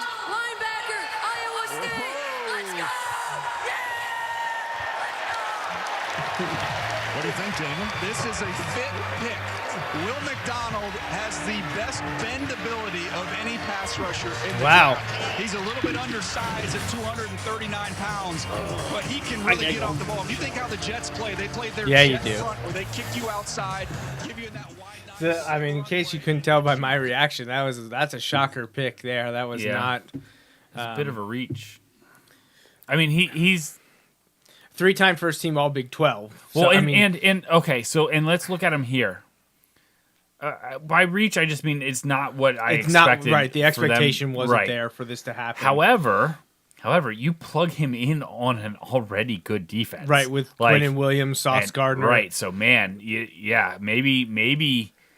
You add in a guy who they feel can get some. I mean, obviously, pressure on the obviously guy. they're ecstatic. So. Yeah. All right. Well, Dad, thanks for joining us. Well, thank you. Appreciate you coming over and hanging take out. A shower and listen to you and put me to sleep. I thought, you only have to make it 12 more picks for the Cowboys. Oh, I'll be up in bed. We started 2 hours ago, so the Cowboys will pick about midnight. I might not make it that far. Thanks, guys. See you later. All right. Make sure you leave the cash for your haircut before you leave. So I'm going to put that in the Disney folder. Okay. All right. So I feel like that's the first one that I was like, whoa, that was unexpected. Yeah. I mean, like you said, 3-time first team All Big 12. It's not like it wasn't like Raiders-esque. It just, I'm surprised they didn't go with someone like Gonzalez. Gonzalez is slipping now. Yeah. Some people had him as the top first DB off the board, know. No, Washington's pick is in. Again, lots of needs there. Yeah. So, could this be a place that you get a wide receiver? I mean, they have McLaurin and Dotson.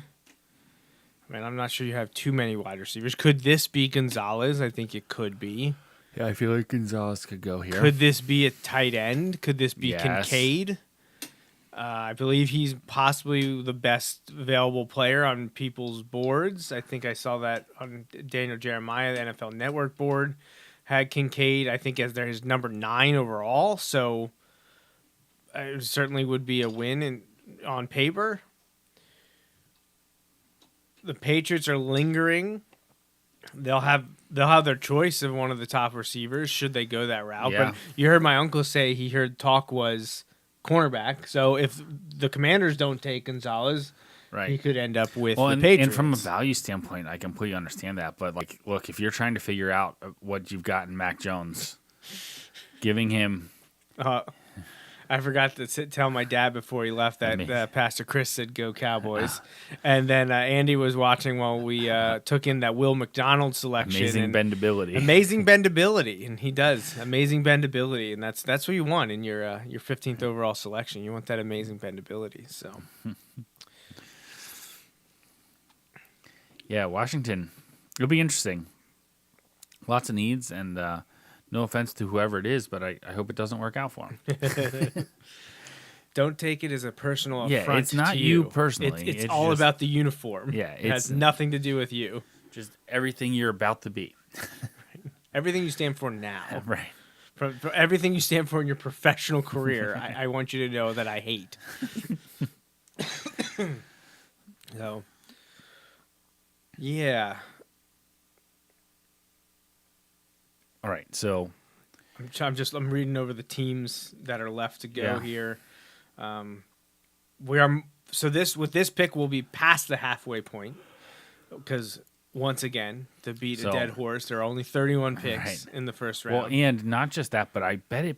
Like just knowing you, I feel like it probably bothers you that there's 31 and not 30 or 32. Oh, 100%. Yes, like it not being a nice round number.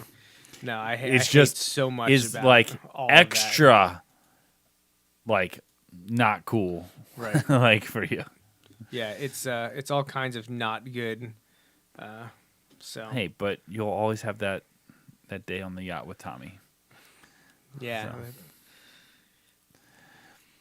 It won't matter if they would just make the playoffs and win a game. Like I'd feel much better about it then. No, 100%. Like that's look. So like, yeah, gosh, these Will Levis things, man. I feel bad for the guy.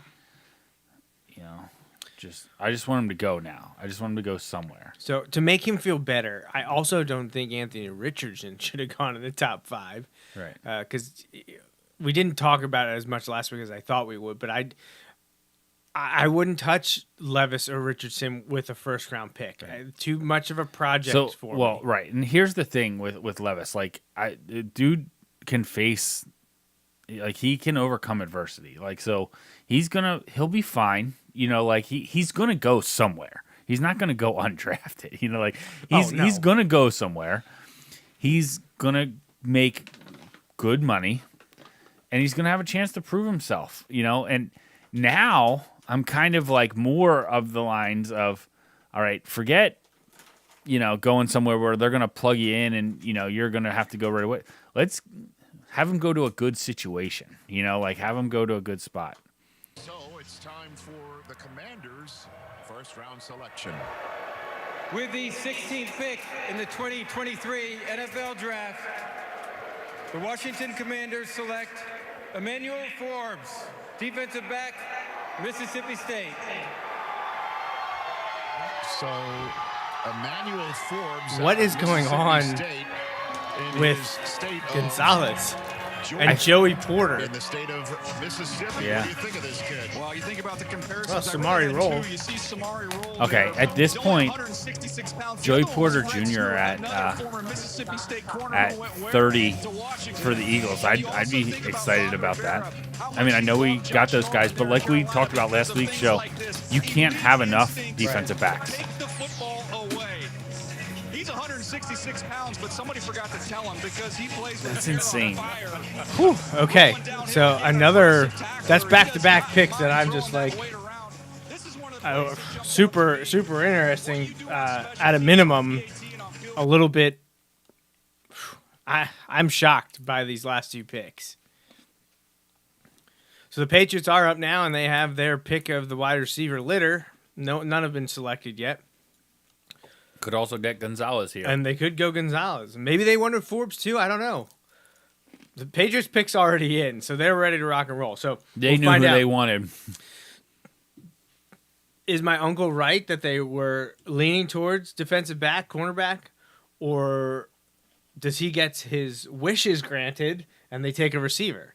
Knowing them, they'll reach for an offensive lineman that was projected to be a 3rd-round pick. That's been their MO. Didn't they do that last year? I feel like it's crazy. But don't overthink this. Get your receiver because you need to find out if Mac Jones is your guy or not. You know what I mean? And you need to find out, and then you can kind of go from there. And if not, now you have a weapon for when you bring in your next guy. You know, so they need weapons. Announce their first-round selection of this year's draft. Here we go, Uncle Rich. They need an offensive weapon here. Michael Mayer. I'd be okay with that for them. Like, they could use him. The New England Patriots select Christian Gonzalez. Oh, okay.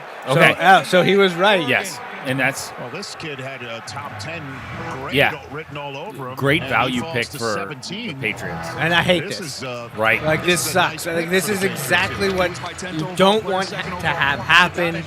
I'd rather it be a Jets move because the Jets just made 2 moves in the last week now that are very Jets-like. Now the Patriots did something that's very New England-like. At least it had been for the better part of the last 2 decades. Right. A player that most people thought was a top 10 pick, and they get him at what, 17? So, and he's probably mad because he got passed over by Emmanuel Forbes. He wasn't even not only was he not the first DB taken or cornerback taken, he wasn't the second. Right.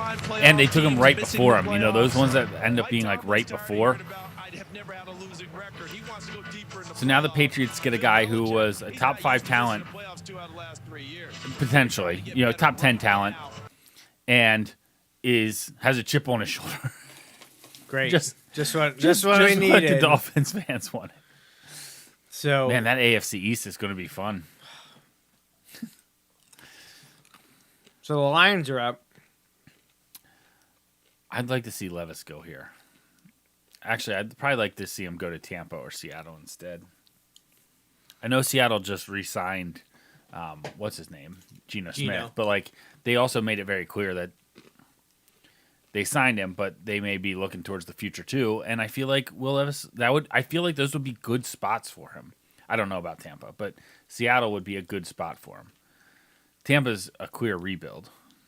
Right. But that honestly, I feel like of the teams picking in the next few picks that you think could take him, I feel like Tampa Bay is the most likely. No, I agree. I'd say because then if he gets past Minnesota, now you almost have to have a team trade back in. Yeah, because he's not going there. He's not going to the Jaguars, Giants, Cowboys, Bills, Bengals. I highly doubt he goes to the Saints. No, who'd they just sign? Derek Carr. Yeah. No. And they have Jameis Winston. Yeah, no. And then it's Eagles, Chiefs. And Taysom Hill. Yeah, Taysom Hill. Huh. If the Eagles take Will Levis, I'm just leaving. I'm not even making a comment. We would have a text from Adam so fast. He would wake up. Oh man. My uncle texted me Levis to Patriots. Nope, sorry, not happening. My buddy Joe, who is Cleveland fan through and through, right? Texted me and our college buddy, who we only talk to every few years, all right? But is a Jets fan, okay? Oh, yeah. Big time Jets fan. No good. And that's who that was, like, only the Jets would boo the Make-A-Wish. And then Joe also told him, hey, congrats on Rodgers, too. What could go wrong? Now, Sean is also a Knicks fan. The Knicks just beat the Cavs. He said, I'm just hoping it works out better than that Donovan Mitchell to the Cavs trade. Ouchie. So you can imagine the turn that text group took. So now might be a good time to tell everyone that what I told you yesterday is I got this really weird notification on Instagram that I thought was there was a split second there where I did not know where that was going, and I'm just like, oh gosh, what did you tell me yesterday? It's going to be a surprise again. So I thought it was one of those spam. You know, you get Instagram DMs all the time from just like random accounts that they're trying to scam you or they want you to follow whatever junk it is. And I get one talking about the NFL draft. I'm just like, and it was sent to the podcast, this show's account, which I very rarely use. So when it came through, I was just like, I got to go in and leave this discussion. I got to delete this. So I open it up and then I see, and it's just like the generic NFL shield. And it's like, what did they even say? You've been drafted into this private channel. Fire emoji. We're going to drop exclusive content into your DMs all night. It'll be worth it. And then it was like, it was an asterisk and it said, not a legally binding promise. And I was just like, what is this? So I click on it and I see who it's from, and it's from the official NFL account.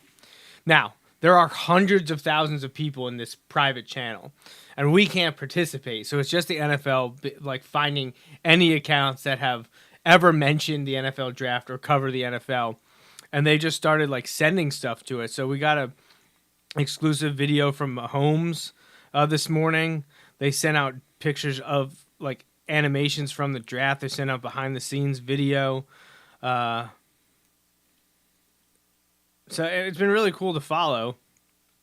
And they've been sending out polls. So it was just really cool because I sent the screen grab to you last night. Yeah. I was like, this is from the official NFL Instagram account. So we've made it. We're one of 380,000 people in this broadcast channel on Instagram. So pretty cool. And if I had an easy way of sharing that from my phone to the stream, I would share it all with you. But Instagram doesn't like to work on desktop easily. It's not. No. It's one of those things that you remember a decade ago when Facebook like refused to make an iPad app. They were just like, no, you can use it on web. It's like your Facebook. You have to have an app that is compatible both with iPhone and iPad, and they wouldn't do it. And they were always like third-party apps. It reminds me of The Office when Michael or Dwight or someone's like, "Oh, once this like internet fad runs its course, Right. paper will be right back." I feel like that's the equivalent of that. Once this mobile device thing fad runs its course, we'll be. All right, so I still have a few people watching with us, so thank you, appreciate it. Always a lot of fun. Hopefully, Justin and I will sometime soon be able to finish our NCAA Football 14 Year 4 Dynasty. We are at the end of our season. We have a regular season game left and the conference championship, which then we will certainly have at least a bowl game. The hope is that it's a national championship game. We've got some injury with some real life news. Injuries Right. that would prevent that from happening right now. To be clear, did not come from playing the video. Right now, yeah, I broke my thumb playing Xbox. No, but I have limited mobility in my thumb, and the ability to use the joystick to direct my offense is non-existent at the moment. So I don't know when we'll finish that. It may be at some point this summer. We'll see. But there's nothing preventing us from playing during our NFL preview. So my dad and uncle will have to suck it up and listen to us talk while we game. It doesn't change the show whatsoever. So I think they just like to complain because they know it riles us up. But the Lion selection is in, so we should be hearing that in just a few seconds here. Who's this going to be? Well, let's find out. I feel like they could use some secondary help. Time around. What about here for the Lions? With the 18th pick in the 2023 NFL Draft, JPJ. The Detroit Lions select Jack Campbell, Oh. linebacker, Iowa. So I like Jack Campbell, but I was taking him in the second round in all those mocks we did last week. Yeah. So, he was one of the prototypical stack linebackers, which I love. But I'm a little surprised that he's going here at 18. The Detroit Lions did re-sign Alex Anzalone, the Wyomissing grad, to continue to play linebacker for them. So they're adding Jack Campbell now. I mean, I liked him. I felt like the NFL was kind of trending away from this style of linebacker. So I didn't think he would be taken in the first round. But, I mean, he's an All-America at one of the teams known for the defensive players. And we already saw Van Ness go in this first round. So now two Iowa defenders go in the first Iowa's 18 defense picks. was not their problem. No, they can't score points at all. He said poor man's Brian Urlacher is what he was about to say.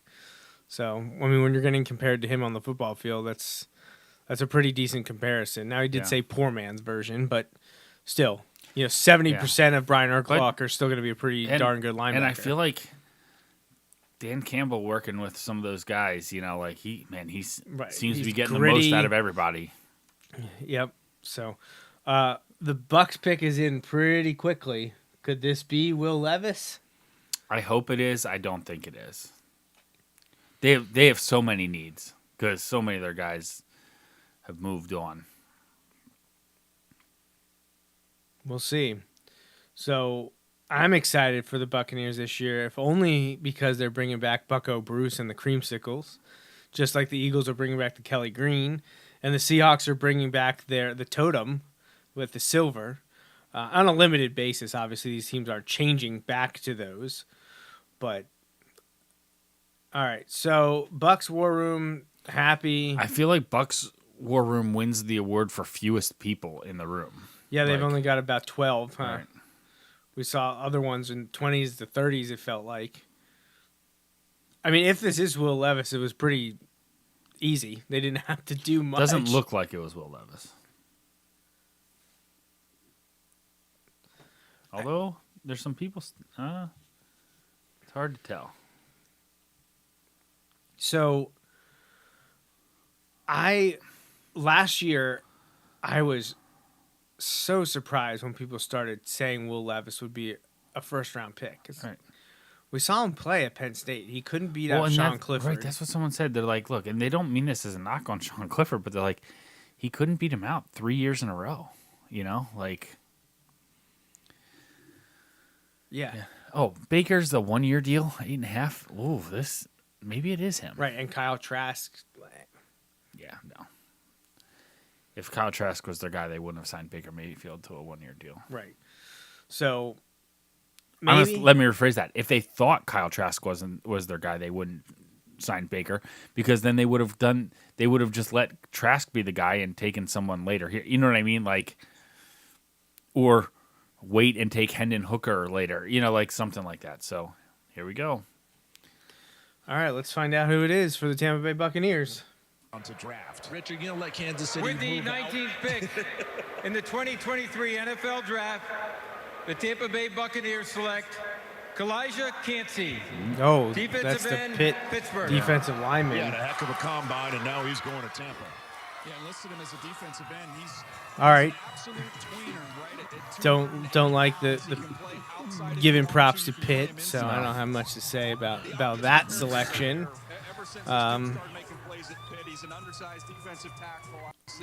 Oops. So he's hanging out in Fort Lauderdale, so now he's going to be playing in Tampa Bay. Yeah, so that's pretty cool. Few-hour drive. If that's his hometown, that's pretty cool for him. I do like those old school Pitt uniforms that they've gone back to. Much better than that navy, gold and blue navy. and gold. Yeah, Yeah. that was a no-go.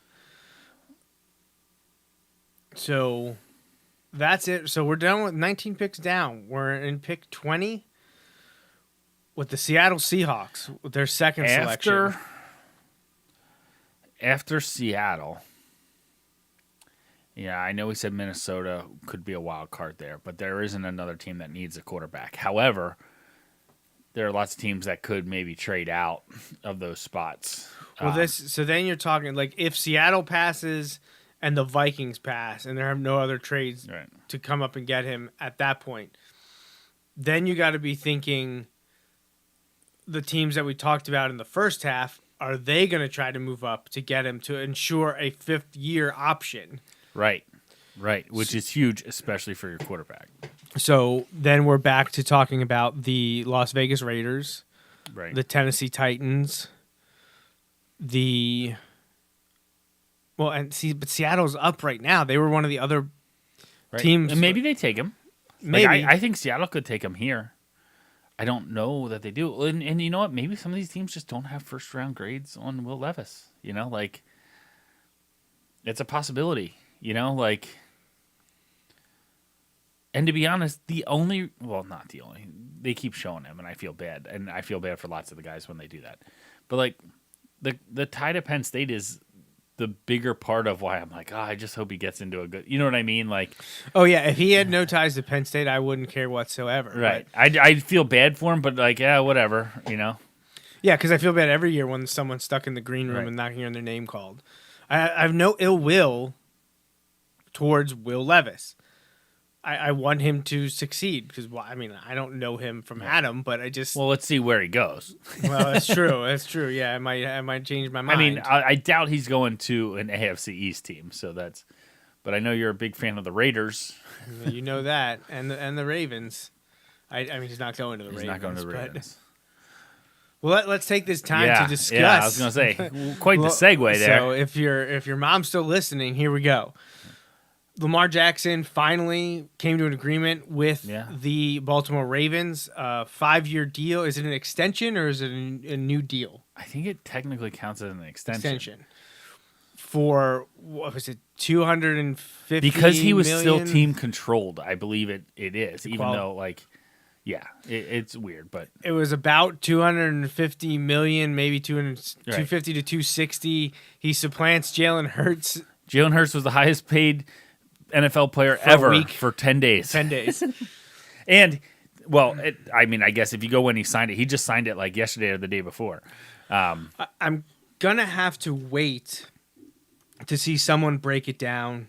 Pro Football Talk generally does that. Right.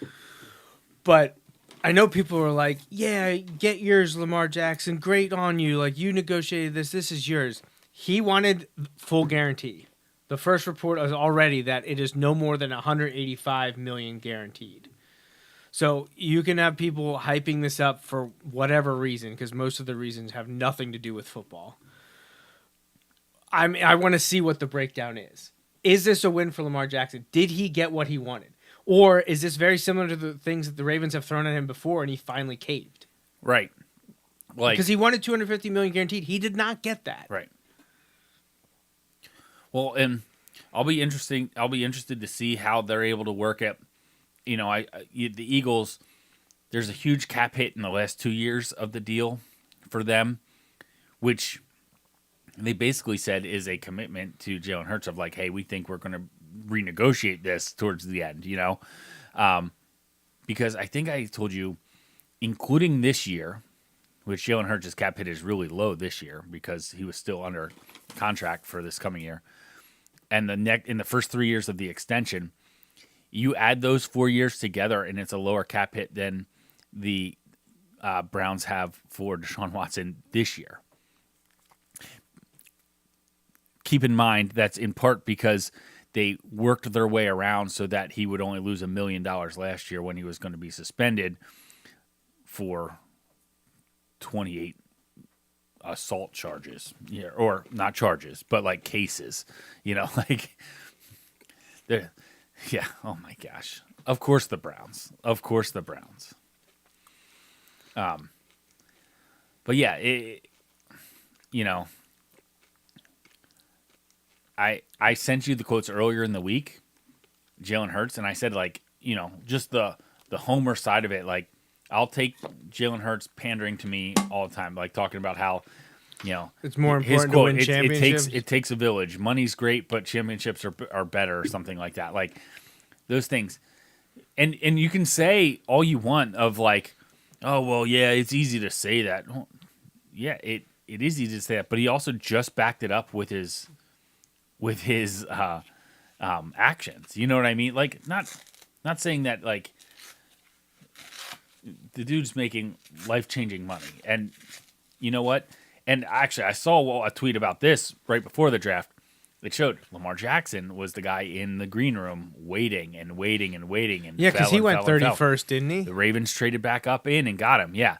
So, like, it can work for the guys like Will Levis if he gets there. It's just, yeah, okay, so that contract situation going sideways, like I had said to you before, I understand, like, and I was very much of the Ross Tucker standpoint of, dude, like, be careful because like every year you don't make the maximum that you can make is lost earnings forever, right? And he talks about that a lot. And I just didn't see how it was in the best interest of him or the team to not figure something out.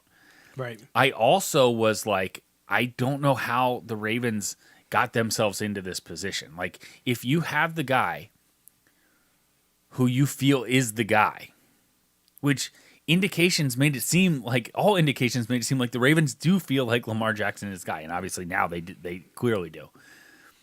Then how do you let it get to that spot? You know, like I feel like there was enough. Blame is just the word I'm going to use. It might not be, but like responsibility for it getting to that situation to go around.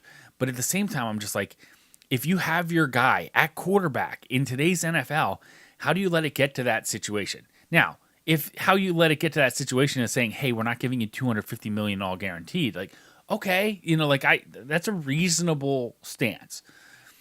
But like to me, you can have whatever opinion about Lamar Jackson. He's real young still. He's a former MVP.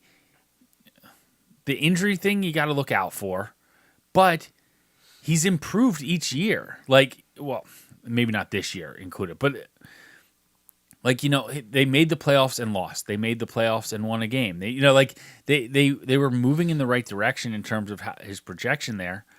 And honestly, man, he seems to do it with no weapons.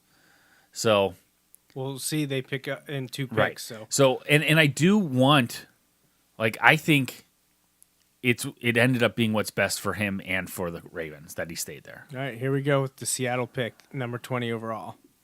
We got a little story time with Roger Goodell with some young student athletes.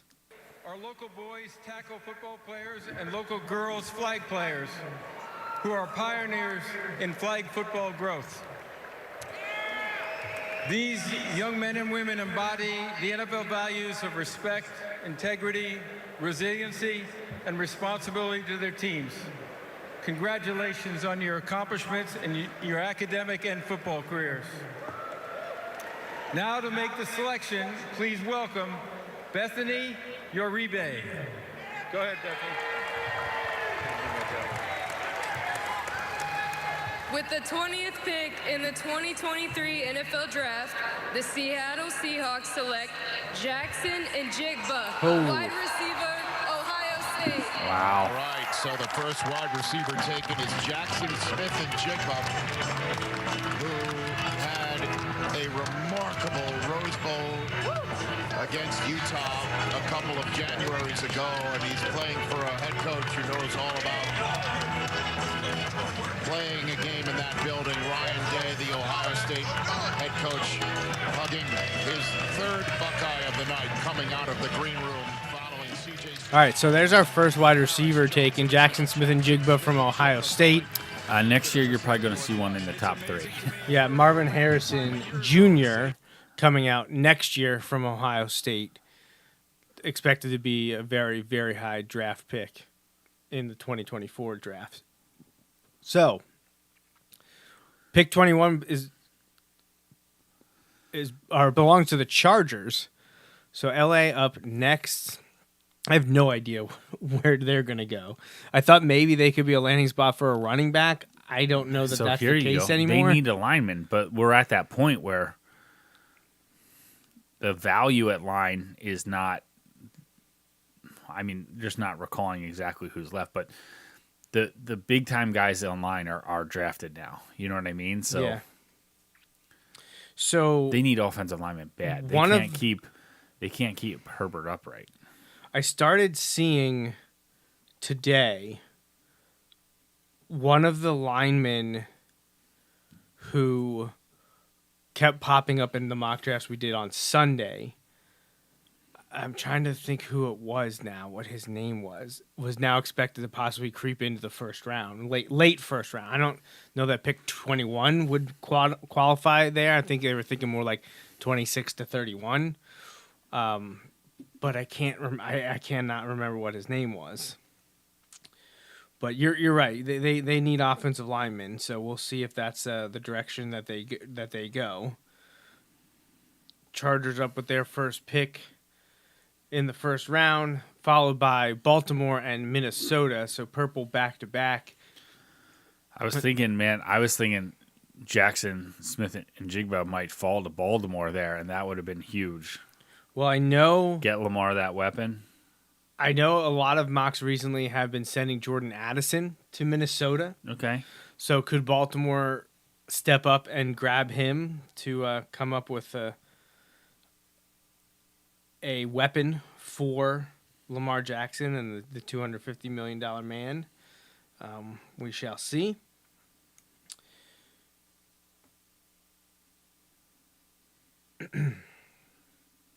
I get the Will Levis thing. I don't know where he's going. It's tough. It's tough right now. Right, team's gonna have to trade in for him, I would think, if he's going in the first round. Right, because I Minnesota is the only spot I can picture him going in the next 11 picks. 10, 11 picks. That would turn some heads, but I also feel think like it's a great spot for him. Right. But I also feel they're in kind of a win now mode. They think they're good. They were good last year. I mean, they were beaten by the Giants team, which was average, I thought. Yeah, it's smoked by the Eagles, too. Right. So I don't think Minnesota was that good, but I think they believe they are. Well, so here's if you're gonna be only the thing. a piece or two away, are you going to draft a quarterback? Packers reasonably could take a step back because as much as we hate on Aaron Rodgers, like, I don't know that Jordan Love's going to be able to replicate it right away there. Pick is in. Right. But Detroit is on the rise, and I feel like Chicago is going to be on the rise too, so it'll be interesting to see how it all plays out. That it will. So we shall see how things work out for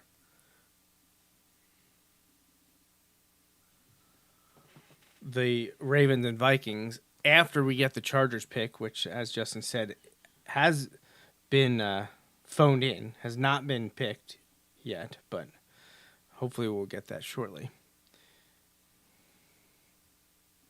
Is that one of the draft picks walking through?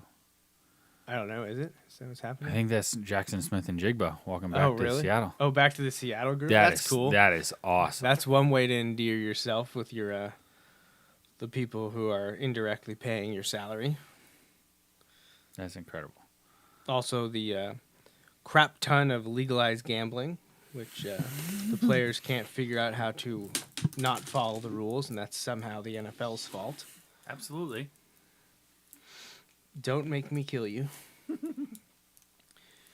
I immediately, once I saw the people whining and complaining about how the NFL needs to do more and how it's so hypocritical, I was like, I'm going to call on Ross Tucker for this one. And within a few hours, he had already put out his thing. Like, I just don't understand how people can be so stupid. He flat out called it. He's like, you're being stupid if you think the NFL is being hypocritical because the players are getting nearly 50% of that money that you're crying foul about them taking from the gambling companies. Right. When there are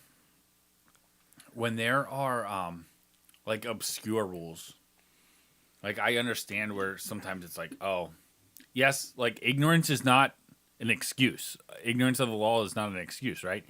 But here we go, Charger selection. All right, so Charger selection is up. In the 2023 NFL Draft, the Los Angeles Chargers select Quentin Johnston. So they do go with a weapon. I guess they didn't like any offensive line choices. My uncle said he thought it could be the tight end Kincaid that's still on the board. The top tight end is still out there. Quentin Johnston goes to the Chargers. I don't know what that says about Keenan Allen and Mike Williams. I don't think it's a bad thing to have They're just always hurt. 3 receivers. Oh, no, you need But a they third have guy. durability issues for sure. And Keenan Allen is on the wrong side of 30, and he's had injury issues at least the last 2 years. So has Mike Williams. So it's good for them to surround Herbert with meaningless games at the end of the year. It doesn't help your injury issues. So Quentin Johnston is the pick for the Chargers, and now we're on to the home They of have Lamar weapons, Jackson. But like Herbert's gets crushed all the time.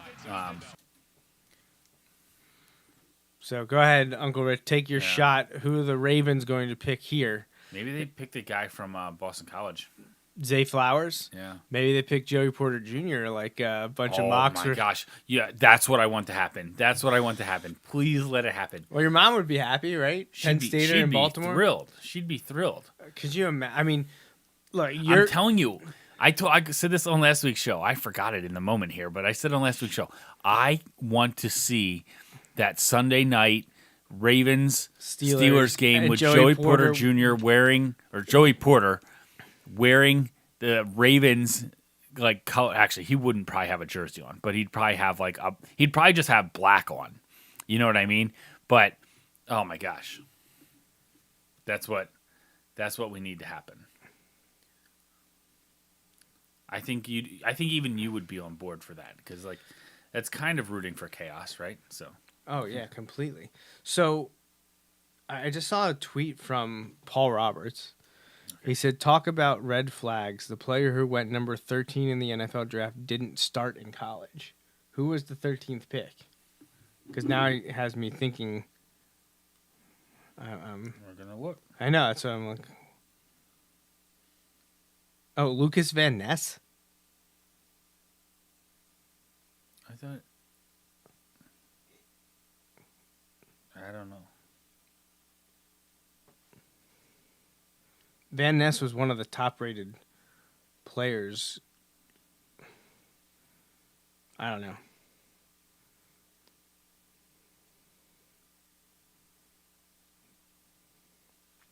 See, I was thinking maybe if you look at 12, Jahmyr Gibbs. But he started in. Yes, but I'm just saying, like, running backs sometimes split, and Alabama always has guys, so maybe that's, I don't know. I'm not sure, because that piqued my interest immediately. All right, so... but it says, post-draft analysis, this is on ESPN. Despite never starting a game at Iowa, Van Ness still managed to record 14 sacks over the past 2 seasons. Okay. Wow. Is that one of those things where because he wasn't out for like, depending on the package, he wasn't out? I'm guessing. Okay. But which is really interesting because he's the stack guy, right? You were saying he was the stack.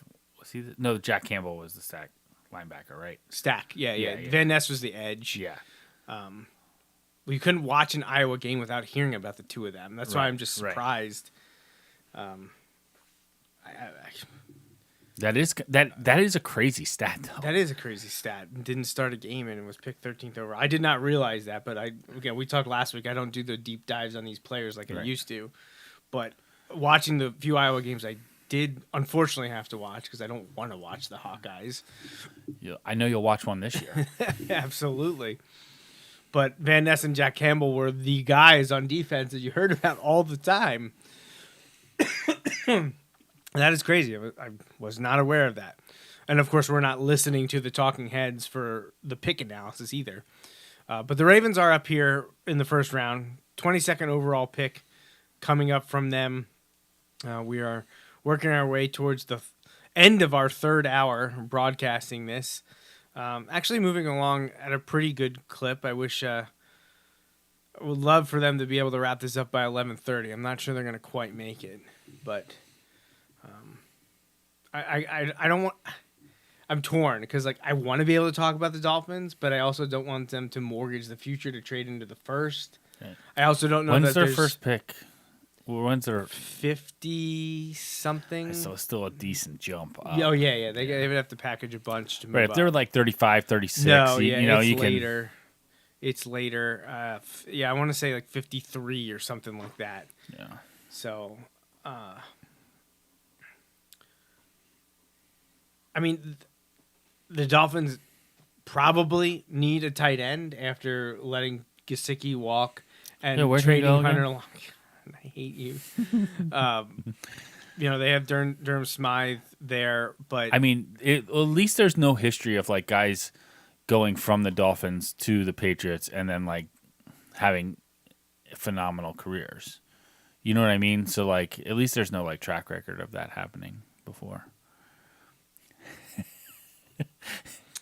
I'll have you know that he is a coach on the Dolphins staff right now, so you can save your Wes Welker shenanigans for someone who cares. Oh, wait, you're right. I'm sorry. Now that you mentioned the name, it's coming back to me. Is it? Yeah. So, okay, the Ravens pick is in. Again, lots of body slaps and high fives. They're super pumped. I was going to say another missed handshake.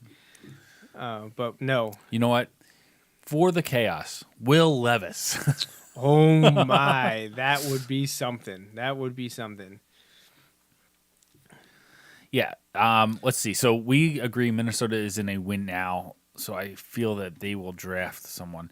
Yeah, I mean, Jacksonville is still building. So I could see them trading out and just kind of getting some draft capital. Although they're looking for a starting tackle for the first few games. Yeah. The Giants, the Giants will be interesting. I already saw. If this isn't Addison, I feel like that's a perfect fit for Minnesota. There were some pieces there. There were some pieces I read this week basically saying like the Giants already. And this is obviously armchair quarterback stuff, but like saying Giants already screwed it up. They should have franchised Saquon and like let Jones either walk or test the market. You know, like they shouldn't have franchised Saquon. They should have given Saquon the deal and franchised Jones. Right? I knew what you meant. Right, they should have franchised Jones and given Saquon the contract extension or whatever would be considered. So I'm trying to think. This could be back-to-back receivers for Ravens and Vikings. Yeah. The Ravens need offensive weapons, but they also need some help on defense because they're always hurt. And scene. With the 22nd pick in the 2023 Will your mom be happy? No. The Baltimore Ravens select Zay Flowers. Oh. Wide receiver, Boston There you College. go. Electric pick. That was a great pick. So my uncle did say Zay Flowers. So I think he might have nailed that one. Yeah. So when we were talking wide receiver, that this could be back to back. So Zay Flowers. I like that pick. You pair him with if Odell can play, and you also have if Rashad Bateman can never stay healthy. You're kind of replacing Hollywood Brown, right? That you traded on draft night last year. Who apparently wanted out for years, man. And how'd that work out for him? Yeah, great. A lot of props to Zay Flowers for sticking it out at Boston College. Yes. He has not been great during his career. He could have bolted to the transfer portal and went somewhere bigger and better, but he stuck around with Boston College, put himself on the map this season. First round pick. Yeah, first round pick going to the Baltimore Ravens. Good for Zay Flowers. That's awesome. Now does Jordan Addison go to the Vikings? That was a popular mock pick over the last few weeks. After if he doesn't go there, does he go to Jacksonville? Maybe. I just feel like Jacksonville trying to put weapons around their quarterback.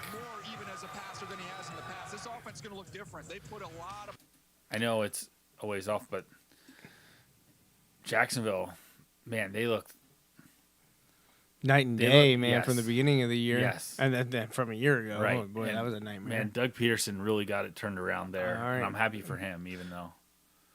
So your mom gave it a thumbs up. Yeah. She's happy with it. Happy with the pick. So, happiness all around. I have some ill will towards Jordan Addison only because he went to Pitt for the beginning of his career. So I was super happy that when he left Pitt I was gonna say, to go to USC, right. that made me did set smile, up him leaving Pitt, which was Pitt, who had just won the ACC, and he was one of the best receivers in college football, but left for greener pastures because why wouldn't you leave Pitt? Who stays at Pitt? Why would you stay at Pitt? It's Kalijah Cansey. I guess he would say, why do you stay at Pitt? Oh, Aaron Donald, Larry Fitzgerald. Well, to be fair, Darrell like Reeves. if you're a defensive player, like going to play for USC, who has no defense anymore, like right? Yeah. Even though they just got that kid from Georgia, but so while we wonder where Will Levis is going to go, yeah, I'm not sure Will Levis is going tonight. Let's examine something we teased at the beginning. Who's in the Caleb Williams hunt next year? So let's go by division. Right. So let's start out west, and we'll go NFC West. Okay. As it stands right now, it could be the Seahawks. Could be.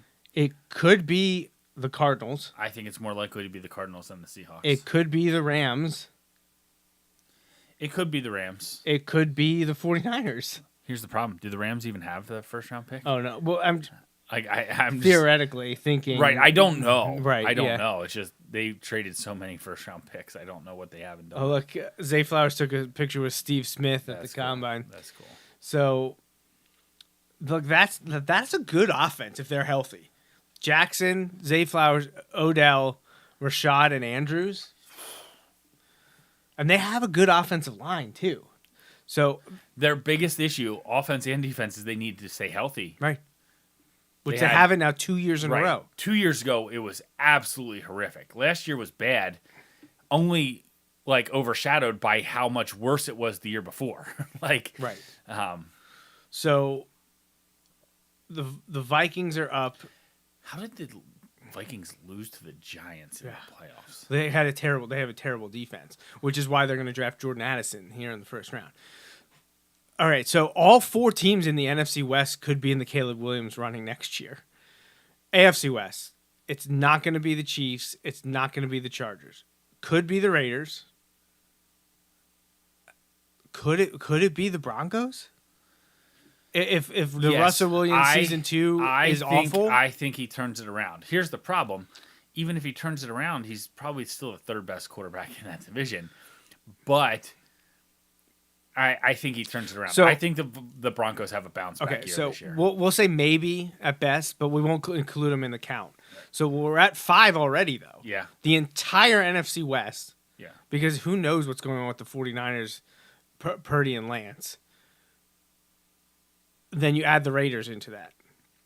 So how about... he did it too. That's awesome. That's what you should do. Like, that should be a no-brainer. In the NFC North, I'd say the Packers are in the hunt. If the Jordan Love season this year doesn't go well, and they what is his 4th year, they potentially have some extra picks to throw to make the move happen.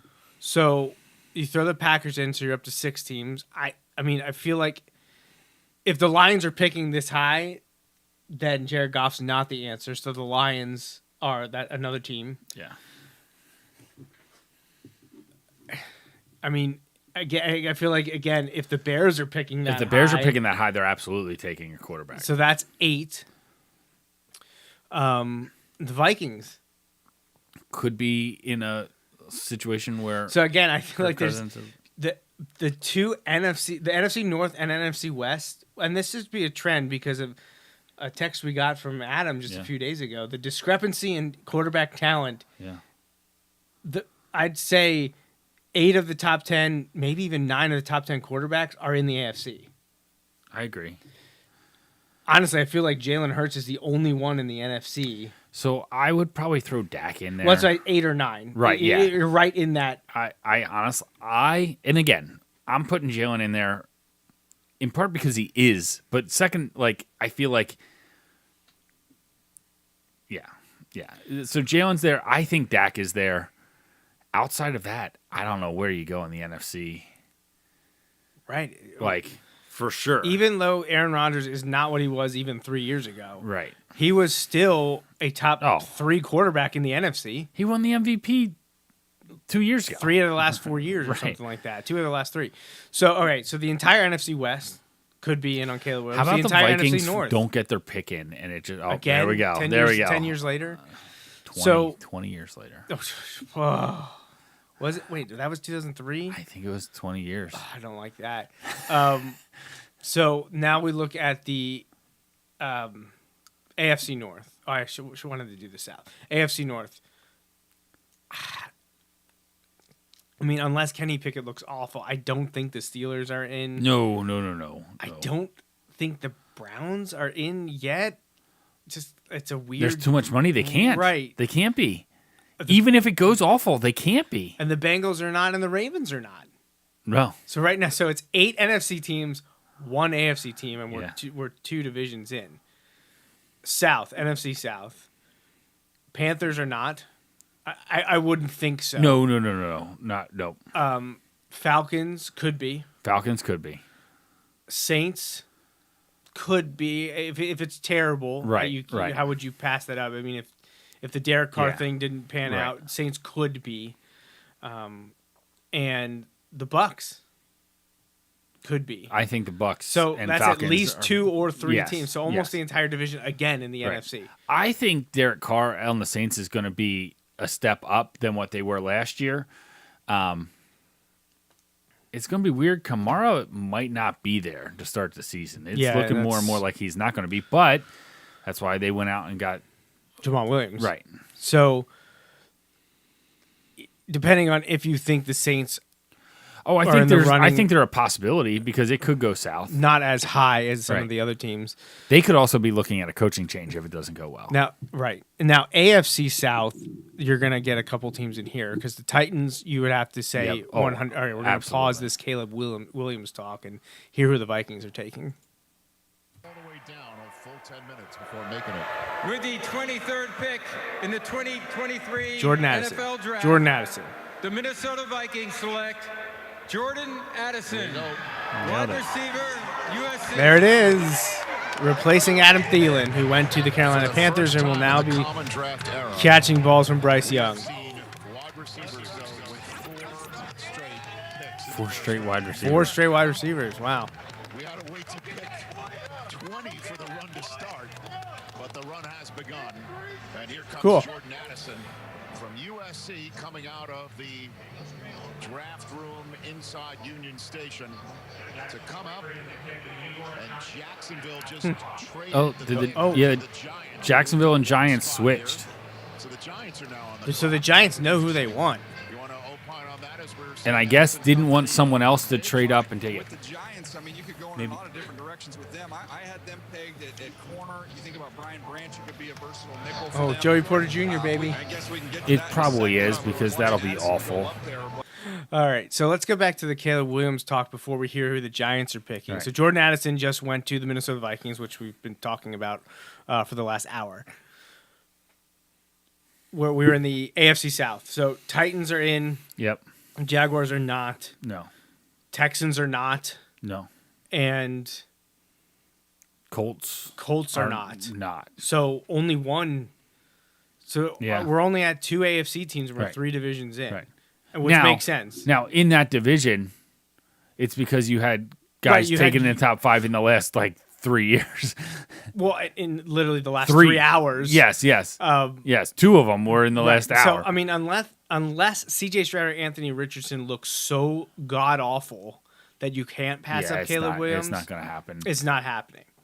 So you have 2 teams in the AFC and 10 to 12 teams, the Broncos. So you have 2 to 3 teams in the AFC and 10 to 11 teams in the NFC, and we still have the East Division. So NFCs, no Eagles. Right. If the Cowboys are bad enough that they're looking to do that. If the Cowboys are in position to trade up to get Caleb Williams, either they're picking at 1, which I don't see happening, or they're in a spot where they could have the picks to trade up to 1, which would take a high pick in and of itself. Right. They probably do need to take him. Right. I just don't see it happening. That's not happening. No. I don't think the Giants will be bad enough, and they just gave Daniel Jones a big contract. So, while I think I don't think they'll be bad enough, but I feel like they're another team that's like a half. If it goes really badly, the problem is they just gave them all the money. Right? Yeah, it's tough. So I'm gonna say no. I'm gonna say no on the Cowboys. I agree. No on the Giants. Washington is no. in. Washington is definite. So you got one team in the NFC East. I know you love conspiracy theories, but what more would the NFL love than for Daniel Snyder to be out in Washington and then they get the stud quarterback? You know, for the record, you heard that here first. So when you start hearing that, come the fall, when team projections have the Washington being bad, you heard it here first. That's where, because people are going to say, "Oh, this is the NFL wants them to be bad because they want a good quarterback," and you heard it here first. For the record. Yeah. For the record. For those of you who have been around the show long enough, now book Washington to win the division, because I'm gonna go one up you here. Oh gosh. I'm gonna give Caleb Williams the Trevor Lawrence treatment and say that he is not a generational talent, and I think it'll be crazy for teams to mortgage their future to get him next year if they're not in line to pick number 1 overall. So, I think Caleb Williams could prove to be fool's gold. I do. Something about the overhyped college quarterbacks, I feel like hasn't worked out real well recently. I'm a little split on, because we were right with Trevor Lawrence briefly on ripping on. Oh, what's the coach's name at USC? Lincoln Riley. Yeah, I'm a little torn on ripping Lincoln Riley as he helped turn Jalen Hurts into an NFL quarterback. Right. Yeah. Which that's an awesome story, like that little tidbit about how Jalen Hurts had gone to Nick Saban and said he's going to transfer, and he was looking at Maryland because of the tie there to the Alabama system, and also Loxley. I forget what the other one was. I forget what the other school was, but it might. I think it was Miami. I think it was like Maryland or Miami. I could be wrong on the Miami one. I know it was Maryland, though. And he said, no, you need to go to Oklahoma, and because that's going to be the spot for you that gets you most prepared to play for the NFL. Mm-hmm. And he did. And Saban said, he's like, and I immediately was also like, oh, no, because we could very easily end up having to play him in, in the playoff. Right.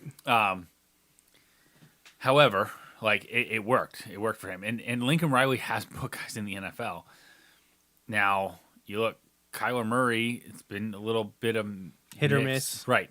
Now, again, I don't know how much of that you put as like the on the field performance hasn't been awful. It's just been super inconsistent. But that organization has kind of been a mess. Now, when you have guys openly say like, well, it's because he's not the leader, that you need the guy to be. But I don't know. When it comes to the NFL, I don't know how much of that you can put on like coaching staffs or stuff like that. Like, I feel like you need to evaluate that more than a guy learning to do that. Like, and again, to boost up Jalen Hurts, I feel like that's one of those things where it was pretty clear that he's a team guy and guys like him and they rally around him, and he doesn't run from adversity, any of that stuff. Like he kind of made that clear through the things he had done. So yeah, we'll have to see, but yeah, I'm kind of with you with the Caleb Williams thing. Like, I don't think he's as phenomenal as people make him out to be. Also, you're in the Pac-12. Right. Like where Pac-12 and Big 12 defense is optional. Right. And also no one watches you play in the Pac-12. Right. So AFC. So AFC East. So no, the Bills. No. No for the Jets. Only because of how much money they owe Aaron Rodgers. If they're in a position to take Caleb Williams, if they're so bad, so here's the thing, you want them to be in a position where they have to think about it. Right. I do. But I'm going to say no on the Bills and no on the Jets. Unless something... Well, here, let's quick get to this Giants pick. I hope it's Will Levis. It won't be. I know. Joey Porter Jr. just to spite you. Pick to the New York Giants. With the 24th pick in the 2023 NFL Draft, the New York Giants select Deontay Banks. Oh, okay. Well, it is a defensive back. Maryland. Yeah. So no JPJ though. Deontay Banks of Maryland. He was just selected by the New York Giants. He's going to play his football in the metropolitan Did someone area. Else? Was there another trade? Yeah, Buffalo's up there now. They said Jaguars traded down again. Jaguars trade down again. So I said the Jags may trade down because there you go. But tell us about Deontay Banks. Oh gosh, please! I do not want Joey Porter Jr. in Buffalo. I'd be okay with that. No, yes, no, I would be. No, stop it. And Adam would be pumped. I would much rather him be in New York. So that leads us to the Patriots. He would be in New York. This Patriots and Dolphins. So if things go bad enough that either of those teams is in position to take him, they take him. Right. Because what that means to me is that either Tua was god awful, or hurt again, or he got hurt. And if he gets hurt again, despite picking up his option, he honestly might retire if he would have a head injury, and like he might be done anyways. So and this is I'm not obviously not trying to like below we need to take Caleb Williams because you just heard me say I don't think he's as amazing as people make him out to be, and I'm a Tua supporter, so. But I can't say that the Dolphins wouldn't take him if they're in position to. Same thing with the Patriots. The relationship's really weird with Mac Jones and Bill Belichick. Now, maybe he'll have a renaissance in his third year with Bill O'Brien there and them having an actual offensive identity this season. But so that only gives us, about 4 or 5 AFC teams, but like 11 or 12 NFC teams? Yeah. So I feel like the odds of him... When he gets into the league, the odds of him being in the NFC, I feel, are very high. Yeah. Just because outside of... Well, and you also have to look at, like, who of those AFC teams that you have on the list, how many of them do you think could be the worst team in football? I guess I look at, the Texans and Colts, Raiders... As much as I think the Raiders could Titans be not that good, I don't see them being the worst team in football. Right. The Titans are an interesting one. I'm down on them. I've been down on them. Though. So we were down on them last year, and then Yes. they ran off and started like 8-3 or Right. something like that. And However, we held firm. We did because they lost their last 7 games, right? Right. So they must have been like 7-3 or Right. something like that. But they lost 7 games in a row then, and then we looked smart. Which I mean, hey. As long as we have a batting average that's acceptable in baseball when predicting the NFL, I'm fine with Right, that. yeah. So if we're hitting 300 in our NFL predictions, I'm happy. I shouldn't be, but I am. So Does it also say something about our age where I'm like, that's a nice mower, like on the commercials? Yes, it does. And I'm here for it. Yeah. Toro, the new Toros are out? Yeah.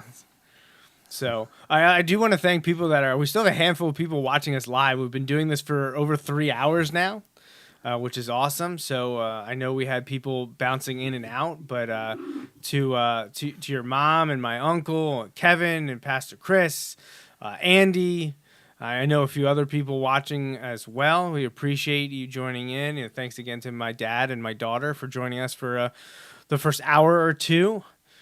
We're winding things down. The Bills pick is in here at 25. And then Dallas is coming up next. And I would hate to bail before the Eagles pick again. So I feel like we're going to stick this out. At least I am, Justin. I'm just going to make it all the way through. If we stick it out, the Eagles are going to trade out that pick. Right? Well, that's what I'm wondering. I feel like we did that one year. We were like, we got to make it till the Eagles pick. Because I think that was the year that the Dolphins might not have had a first-round pick, or they traded out or something else, and we waited for the Eagles, and then they traded, and we're just like, this was a bust for us. By the way, the Celtics won, so the Sixers-Celtics is official now. Okay. That starts on Monday. Just unreal that they don't reseed.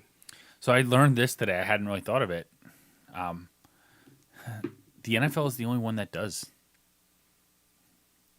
All the rest play bracket baseball style. Doesn't either, and neither does hockey. And you know why? It's I haven't read this, but in my head I have quote unquote figured it out. It's the scheduling. How I talked to you before about how like they'll start one series before the next one. It's the only sport that only has one game. The NFL. Right. So the NFL, the scheduling is fairly easy because hey, we're not playing till next Saturday or Sunday or potentially Monday just now. But like, before, whereas the others they play on every other day or so, or baseball sometimes every day. Yeah. So, all right. I believe they're about to announce the Buffalo Bills pick. The Cowboys are on the clock. It's already a few minutes into their countdown. So good. The Bills pick should be ready to roll. This one makes me nervous because your dad would be happy with Joey Porter Jr. going to Dallas, wouldn't he? Your dad? Oh yeah! Oh my gosh, he'd be ecstatic. Micah was despondent that Jalen Carter went to the Eagles. Oh, they said they think they're going tight end. Is what they think. So Dalton Kincaid, right? Or not? Kincaid or Mayer? Yeah. A 7th rounder for just moving down a few spots. So Jacksonville's moving around the draft board. And Nolan Smith is still out there from Georgia. Maybe the Eagles can get him. Maybe this triggers both of those tight ends. There's Washington, who I had going to Miami in our one mock we did last week. For the tight ends. But with the way things have gone tonight, don't forget a more versatile tight end, better on his feet. I don't want JPJ in Buffalo. I'd take JPG in Dallas just to see your head explode. Have him down there with Micah. That would be awesome. Especially if they added Stephon Gilmore. You put Joey Porter Jr. down there too. Whew. A little Penn State South action if we get JPJ to Dallas. Of course, if he lingers there, Philadelphia's sitting there at 30. Yeah. All right, here comes Commissioner Goodell. The Jacksonville Jaguars have traded the 25th pick to the Buffalo Bills. With the 25th pick in the 2023 NFL Draft, the Buffalo Bills select Dalton Kincaid. And there he is, the tight end. Utah. Well, the league's about to get what they deserve, as you just said, Daniel. You've been warned, league. Is that what you're saying? And DJ? look, and we've mentioned it. The buddy sorting through the hats City, the in the background. Mahomes, and I believe there's a Mahomes doctor. I feel like that's a little like you failed your job, man. Like when you see that trade go through, you got to pull up the hat of the team that's picking. He found it. He's like in the background. He's like, I found Let's it. give Josh Allen another weapon. I thought wide receiver might be in their mix. The wide receiver. So we talked about this, I believe, Justin, or I mentioned that Greg Cosell said it on the Ross Tucker podcast. Not in these terms, but basically said that Buffalo is not a good offensive team. Right. Buffalo is Josh Allen and Stephon Diggs, Right. and then Josh Allen again. And if Josh Allen's off, and we saw it this past year, they're not good. Do you think that's in part because Dable left? Like, do you think that contributed to that? Could be. Yeah. But yeah, adding another legit weapon helps with that because it's, my so I'm a little. I feel like going from Utah to Buffalo, while obviously very far apart, lateral move, you'll fit in just fine. Like, so I guess I'm just surprised they went tight. Like, they have Dawson Knox. I thought he was pretty good. Yeah. I guess I'm surprised that they didn't. Well, I think that favor wide receiver. Right. But When I think they said if, at least according to the guys we just heard, like if one of those four guys was there, they probably would have taken 20 right. through 23. But they went right there. Yeah. So, I mean, I'm sure you can certainly draw up to have both of the tight ends on the field at the same time, right. but maybe that'll draw the attention of the be interesting linebackers to see or where safeties, Dallas goes here. Telling you, JPJ could be. I know I saw a bunch of guys online talking about how they need, and I don't know that you'd get it here, but that they need a big time D tackle because that would help. That would help Parsons, like because then. But with the way he rushes, though, I feel I agree. But they were just kind of listing off some of the guys about how many like of these great defensive tandems there are, like between the guys who get the pressure and the guys on the interior that kind of help clog things up or take on double teams and things. And they were just like saying like the Cowboys don't have that guy to draw them other than him, which I don't know that I agree with, but. I like the icy white Dallas helmet, that alternate one there. I like it a lot. That's the one they wear on Thanksgivings, right? Often. No, that's not the throwback. Okay, helmet. okay. That's their alternate helmet that they debuted this year. So I am interested to see where they go. Like you said, this could be offense or defensive line. But man, can you imagine a cornerback trio of Stephon Gilmore, Trayvon Diggs, and Joey Porter Jr.? Yeah. They need running back help with letting Zeke go and Pollard coming off of his and he's on the franchise leg. tag, so like he's going to be up for a contract after this year anyway. You talked about they took Tyler. On the Smith. other hand, if you take they're not going to take a running back here now, but like, you're not going to pay two running backs big time money, right? They've drafted well, at least in the first round. Tyler Smith was seen as a reach, played really well last year. Obviously, Micah Parsons was a home run. CeeDee Lamb has proven to be very good. So where are they going to go See, the interesting thing to me, though, is like CeeDee Lamb has been very good. But like when you watch Dallas games last year, they talked about how they don't have the weapons at wide receiver, how wide receivers weren't there for him. I'm like, I don't think that's true. You know what I mean? Well, Michael Gallup never really came back I agree. the way they needed him agree. to. They added Brandon Cooks in the offseason. I definitely think they added Ronald Jones. Yeah. Rojo is there with Tony Pollard. I still think at some point in the draft they'll be drafting a running back. So Will Levis. Oh, they could go Meyer here though. Yeah, losing Schultz. Yeah, they lost Schultz, so this could be It's not going to be Will Levis. I could see it being compare Nolan Smith with Micah Parsons. I don't want that. I could see it being Michael Mayer. I want Nolan Same Smith. thing, Miles Murphy. I want Nolan Smith to fall to the Eagles. Or JPJ. I'd be fine with it. But we just signed 2 corners. But like I said, we can never have too many. Never have too many. Never have too many. That's why I say, like, Dallas, take him here. I know you traded for Stephon Gilmore, and I know Trayvon Diggs 2 years ago was nearly the defensive player of the year. And the Joneses do like taking names. So the Dallas pick is in. They're hooping and hollering in the Dallas war room. Jerry's trying to figure out what's going on.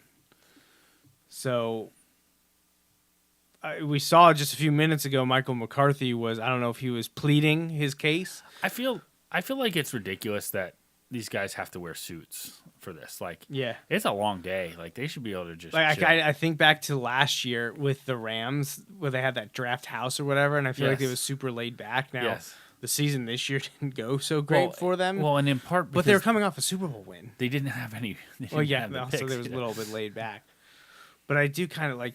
I don't know. I mean, does it have to be a suit and tie affair? I mean, I guess I don't want you. Like, don't get me wrong. The whole thing of what was going on in 2020 wasn't cool, but where everybody was just drafted from their house, like. Well, they would check in with yacht. Bill Belichick and was this dog, you know.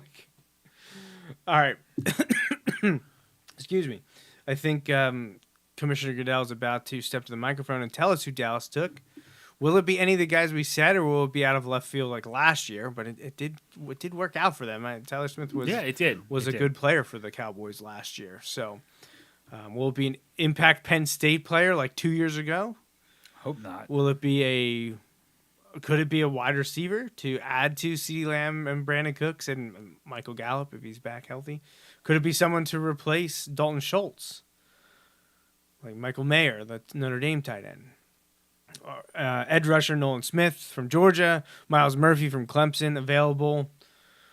Branch, the safety from Alabama, still out there as well. So lots of good players left on the board. Who does Dallas want? Who does Dallas crave here?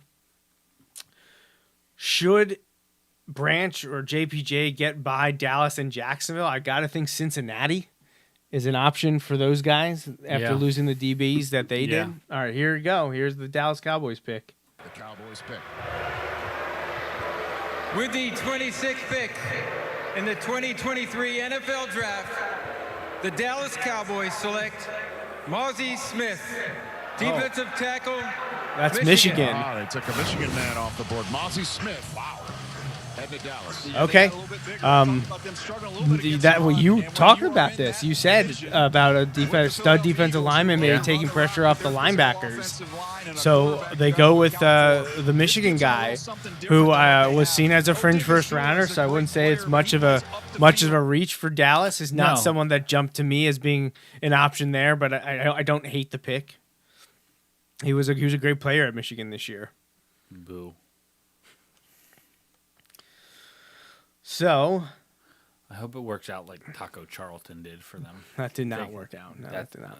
Exactly. So the Jaguars are up now for the third time, but did not make a pick the first 2 times they were up. So, what are we thinking for Jacksonville here? Do they build more around Trevor Lawrence? Do they try to protect Trevor Lawrence? Now, none of the guys we mentioned were offensive linemen. Maybe they go with tight end. They just re-signed Evan Ingram. Oh yeah. You're right. I mean, they could. I feel like they maybe would want offensive line. I saw. They need offensive linemen. I saw Wisconsin center Tippmann, who we mentioned when looking for a lineman for the Dolphins in the second round last week in our mock drafts. So I feel like there's a possibility that some of those, what we saw on Sunday as second round linemen, could sneak into the end of the first round here. They're not going Will Levis or Hendon Hooker. So if the Jaguars make a pick, they could go DB. I mean, this could be Porter Jr. or Branch. This could be, do they add Trayvon Walker's teammate Nolan Smith to the defense? Could they go Miles Murphy from Clemson? We haven't heard anything, and actually I haven't seen him even on the big board, but Brian Bresee. Yeah, he was supposed to. He's not even, hasn't even been mentioned. No. So we'll see. We're at it's 11:20 at night here. East Coast, 5 minutes left on the clock for the Jaguars to pick. And then following Jacksonville's pick, we have Cincinnati, New Orleans, Philadelphia, and the Super Bowl champion Kansas City Chiefs, which is also where the draft is this year. Right. So that was Natalie's first question, was where is the draft? Kansas City. And before she could get it out, I was like, it is not always at the home of the Super Bowl champs. That was just a coincidence. And I immediately said, actually, in 2017, the Eagles hosted the draft, and then that season, they won the Super Bowl. Next year, the draft is in Detroit. So if a trend develops, it means the Lions have won the Super Bowl. So that would be something. And I saw you share this with me. I believe a Penn State blogger said, I always wanted to go to the draft. Next year, Penn State could have 3 first-rounders. Where is it? And she saw it was in Detroit. Right. So, yeah. So I'm trying to think who. So yeah, she said 3, and I was trying to figure it out. Olu should go.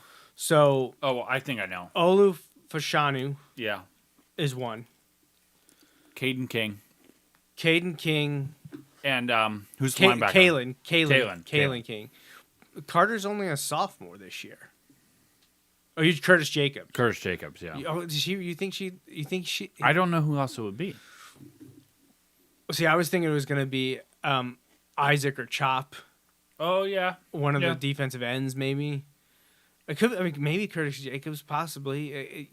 But yeah, I think you're right. Olu is a slam dunk. Kalen King, I think, has the potential to do what Joey Porter did this year, although he's still hanging on.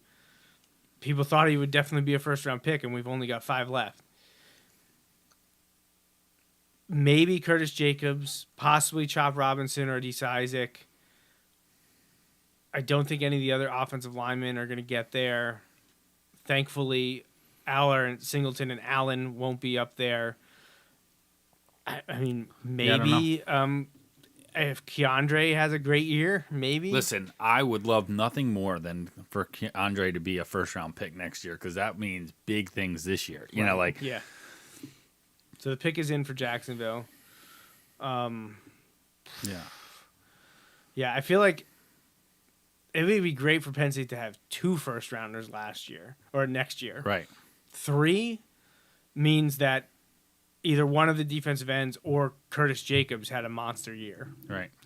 I mean, I'll take it either way. Or Johnny Dixon. You know, if Johnny Dixon and Kalen King step up, that's great. I mean, we saw Storm Duck didn't even make it out of spring drills before transferring because he didn't win a starting job. I was all excited, too, because how cool would it have been for Penn State in football to get a transfer Storm Duck, and in basketball, they just got a transfer Puff Johnson. Right? To get Storm Duck and Puff Johnson, they also got a transfer from Georgetown, a center today. Yeah, yeah, he's hitting.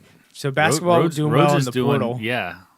I mean, they lost a bunch, so they kind of had to. But basketball is weird though, because there's only so many. There's only 10 scholarships or something like that. It's not. It's not a lot. 10 or 12.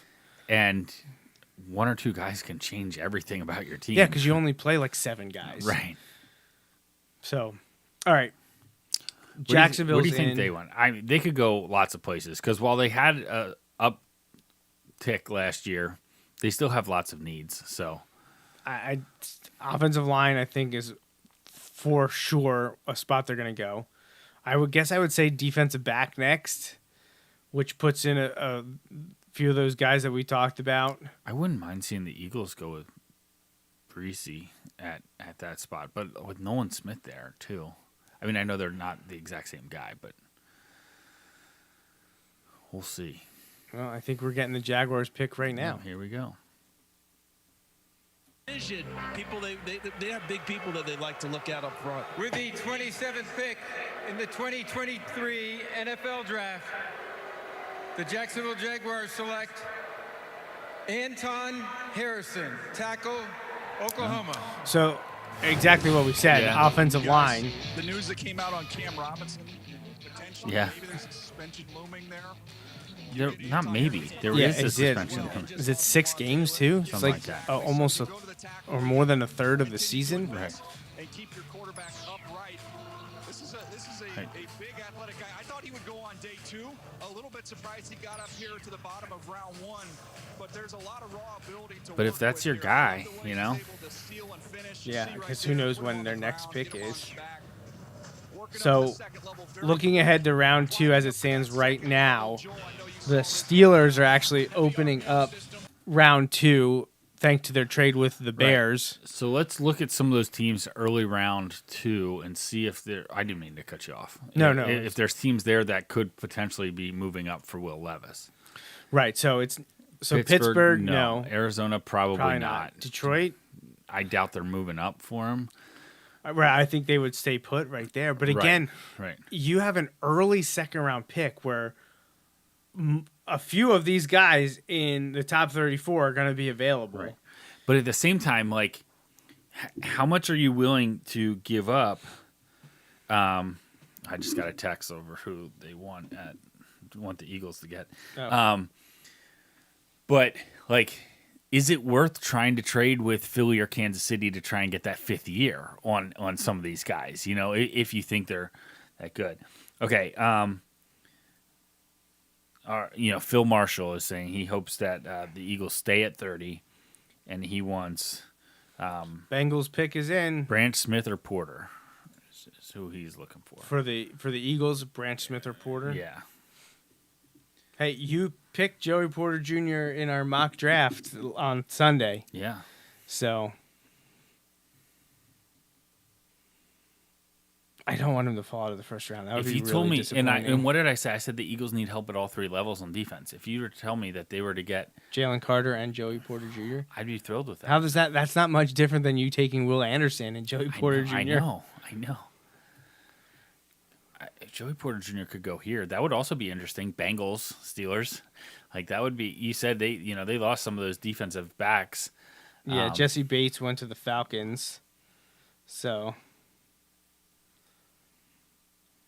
I need to get off of Twitter. I'm going to ruin the pick for me. I've been avoiding that all night long. I don't want to, with just a few picks to go. So, yeah, I mean, I feel like the Bengals still need offensive line help. Yeah, but you're seeing offensive linemen have been pulled earlier and earlier. Is the value there? Defensively, I feel like you have to look defensive back for them, and and Branch and Porter Jr. are available. I feel like it should be one of those two. The Austin would be insanely excited about Joey Porter Jr. going to Cincinnati. So that's a possibility. We'll see, and hopefully in the next few minutes they're going to announce this. He'd pick. be happy, and then he'd be mad that I didn't have him up for it. And I'd be like, dude, it happened at 11:30. He flies. With the 28th pick in the 2023 NFL Draft, the Cincinnati Bengals select Miles Murphy, defensive end, Clemson. So that's a good pick. Okay. That's a value pick. He's been mentioned by us as being one of the best guys still available. So defensive help. Yeah. Really talented. I think there's more there than what we've even seen thus far. He's got a great long arm move. Just needs to continue to develop the rest of his repertoire. But he's got a lot in his body. I think he's just tapping the surface of what he can eventually become. And I think they're what's his bendability? Right. Where is the bendability? We need to know this. This is need to know information. All right. So we're up to the Saints. what are the Saints going to do? Now, their head coach is a defensive-minded guy. They brought in Derek Carr. They had a good year from Chris Olave. I could see them going with a DB or the edge guy with Nolan Smith there. Could they go Nolan Smith or Brisset? Yeah. Back-to-back Clemson D guys.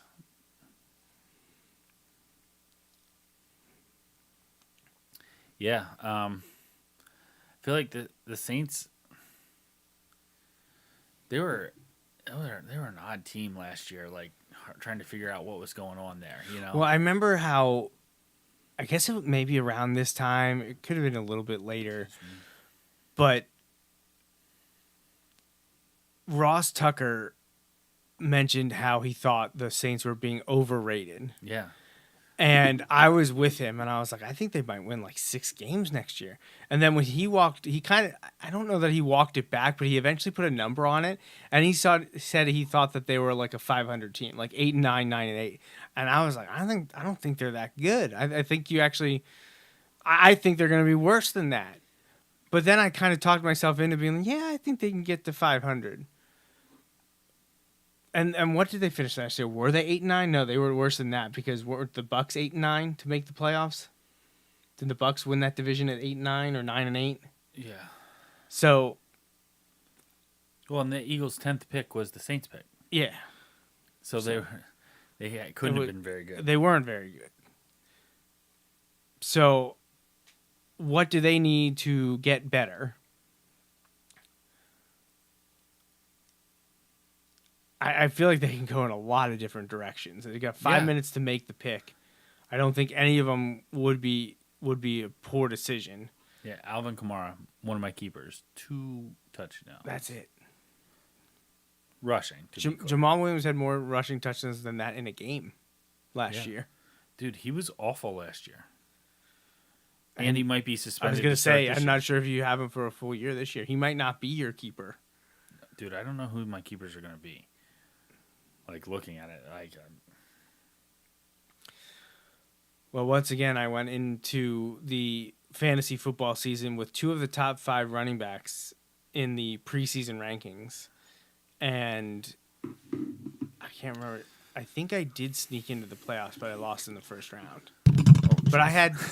I just punched the microphone. I had Jonathan Taylor and Dalvin Cook, the number 1 and number 4 ranked running backs entering the year. And I barely made the playoffs. I'm pretty sure I made the playoffs, but I think I lost in the first round. Jalen Hurts and A.J. Brown was huge for me this year. Like, the doubling up on that was... Yeah, I made the mistake of keeping those 2 running backs and not keeping Joe Burrow. I should have kept Burrow. But, that's hindsight because there's no one in their right mind, I think, would have kept anyone but Jonathan Taylor and Dalvin Cook. Right. After the year they had in 2021. Right. Because even though Burrow, we thought Burrow would come back to earth a little bit. He did not. But you can get production at a bunch of different places at quarterback. Maybe not quite that level, but the running backs, you had 2 of the top 4 running backs, which in some years, in could fantasy, be 2 of the top 4 that picks. Should be a guarantee, Final 4 at least. Right. To have 2 of the top 4. But of course, they didn't. That's where they were ranked. That's not where they finished. Right. Because I think they finished both outside of the top 10. I don't think either of them were even top 10. Yeah. Now, that has to do with injuries and missing games, but that counts. That's a big part of fantasy Jonathan football. Taylor is playing. And who else? Dalvin Cook. Yeah. Well, one of them was the 4th worst team in football, and the other lost in the first round of the playoffs, and they were terrible. Was actually the 4th worst team in football, just won 13 games somehow. Yes. All right, so when he talks, I always feel like something big is going to happen. I feel like we should hear what... Is that Jason LaConfora? Yes. Dropbacks, his ACL is healing well. Should be ready for the start of the season. Could we get a quarterback to end the night here? All right. Greatly appreciated. By who? Right there. The Saints? All around in the New I don't know. draft room. And, unless someone's trading with the Eagles or Chiefs. Over the years of the draft, always enjoy What do you think the odds are that Pittsburgh makes that first pick tomorrow? Because people are going to be like anyone that's ranked high on their board that didn't get picked, teams are going to be calling them left and right. Unless there's someone that Pittsburgh. Well, here you go. What if Joey Porter Jr. doesn't go tonight and they could take him there? See, I really want him to go in these next 3 picks because I want. Yeah, I know. He was supposed to break the streak. He'd be a good fit at any of these teams, though. He'd be a good fit for any of these teams. Honestly, Philadelphia might be the least good. I know Kansas City had a couple young DBs last year, but Trent McDuffie. You can't have too many. You really can't. No. Well, and did they lose the Jerry Sneed? I don't know. I feel like. All right, give us the pick. Yeah, we're a minute and a half it's into the Eagles, to the Eagles on the clock. You don't need to draw this out. This does not have to be a midnight thing. Come on. All right, here we go. Let's hear it. With the Saints draft choice. With the 29th pick in the 2023 NFL Draft, the New Orleans Saints select Brian Brzee, defensive tackle, Clemson. All right, well, we were mentioning him that we were surprised that others weren't mentioning him. I thought the Eagles could have gone with him, too. And they're all wearing Ella Strong shirts in memory of Good for him. Brian's sister who passed away. Wish he would have come to Penn State, but really happy for him. Yep. What a year. To the deep south to put the fleur-de-lis on the side of his helmet. What do you think? Yeah, I'm happy for him. Yeah, I wish he would have come to Penn State, but this was during the Clemson Renaissance and explosion, and he's battled through ACL injuries, and you just heard the death of his sister. So, happy for him. He seems like a cool guy. He's going to the Saints. I have nothing against the Saints. So, I like when they wear their throwbacks. I enjoy them more than their traditional regular wear. So, all right. So Eagles are on the clock. Yeah. So Eagles It'll are be up. interesting to see if a team trades in to see spot. Nolan Smith would be interesting. You know, you got the D tackle early. You could go with the edge guy here. Although, can you imagine drafting 4 Georgia defenders over the last 2 drafts? Hey, they won the national championship back-to-back years for a reason. Right, and their defense was absolutely absurd. So, here's a question. I threw this at you last Sunday when we were doing the mock. Now, it wasn't seriously. If the Eagles take Will Levis, I'm leaving. So that's not where I was going. I was gonna say you took a tight end in the 2nd round. Yeah.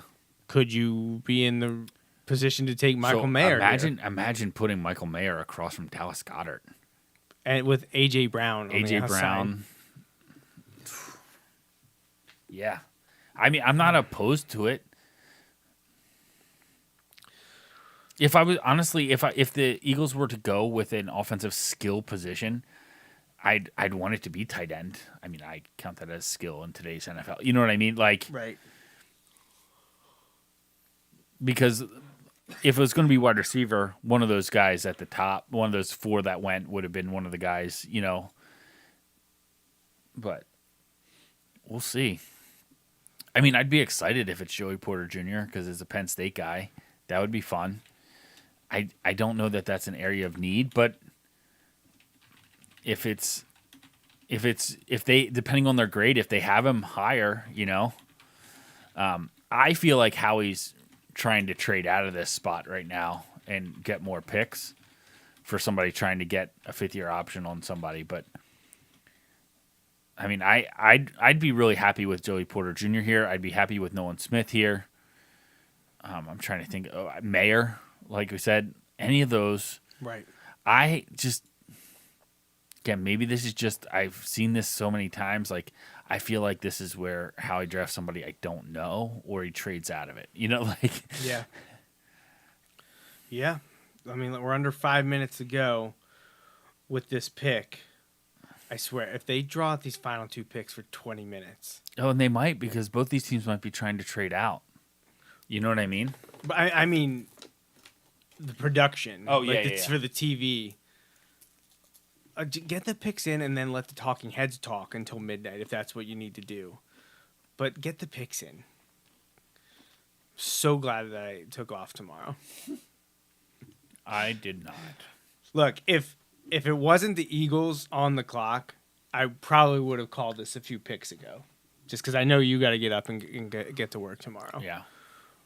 But I feel like you would have gone home and waited for the Eagles to make the pick anyways. At this point. So, as soon as the Chiefs pick is in, we're out of here.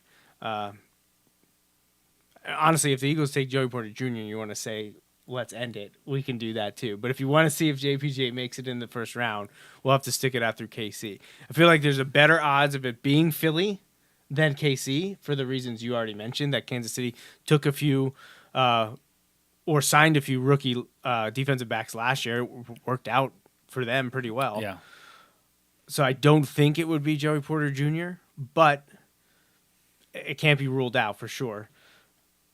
Man, that would be, I mean, I would be disappointed that Penn State doesn't get a first-round defensive back or first-round pick at all. But for Pittsburgh to be the first team up, that people thought that they were going to take him at 17.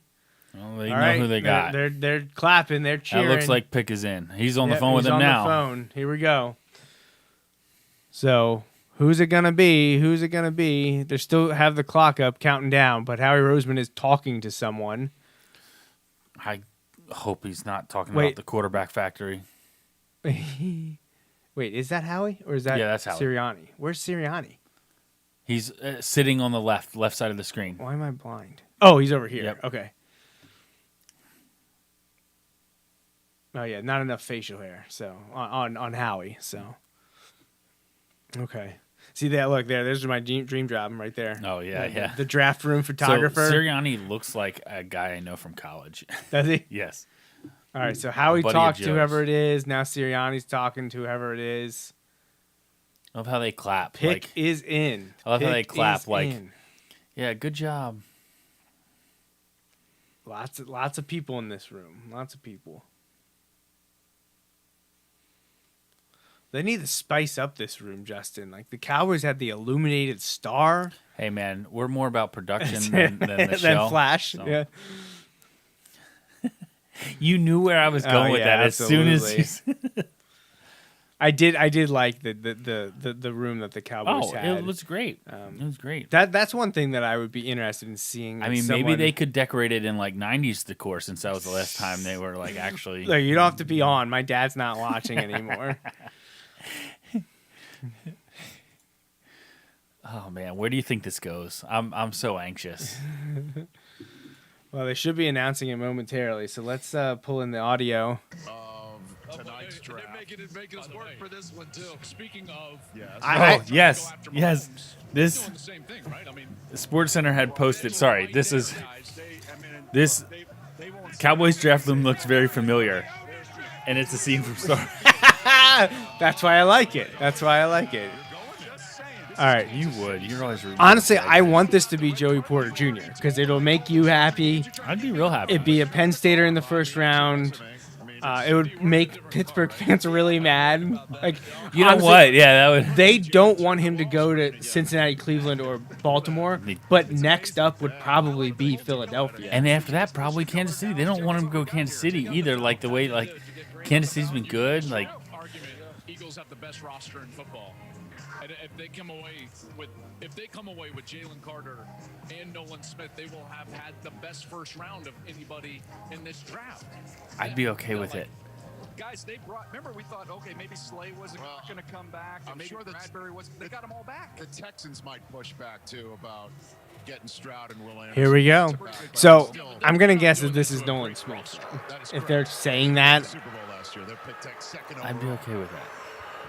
Joining me on Oh, stage now are it's some Donna very Kelsey. special guests, content creators who you That's know Mama from Kelsey. YouTube, Dude Perfect, and Jason and Travis's mom, Donna Kelsey.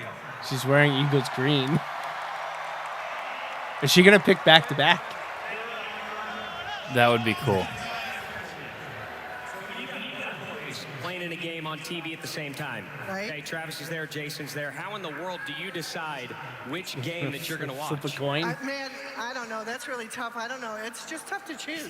We had a feeling that would be the case, so we cooked up something a little bit special for you to help you break the tie.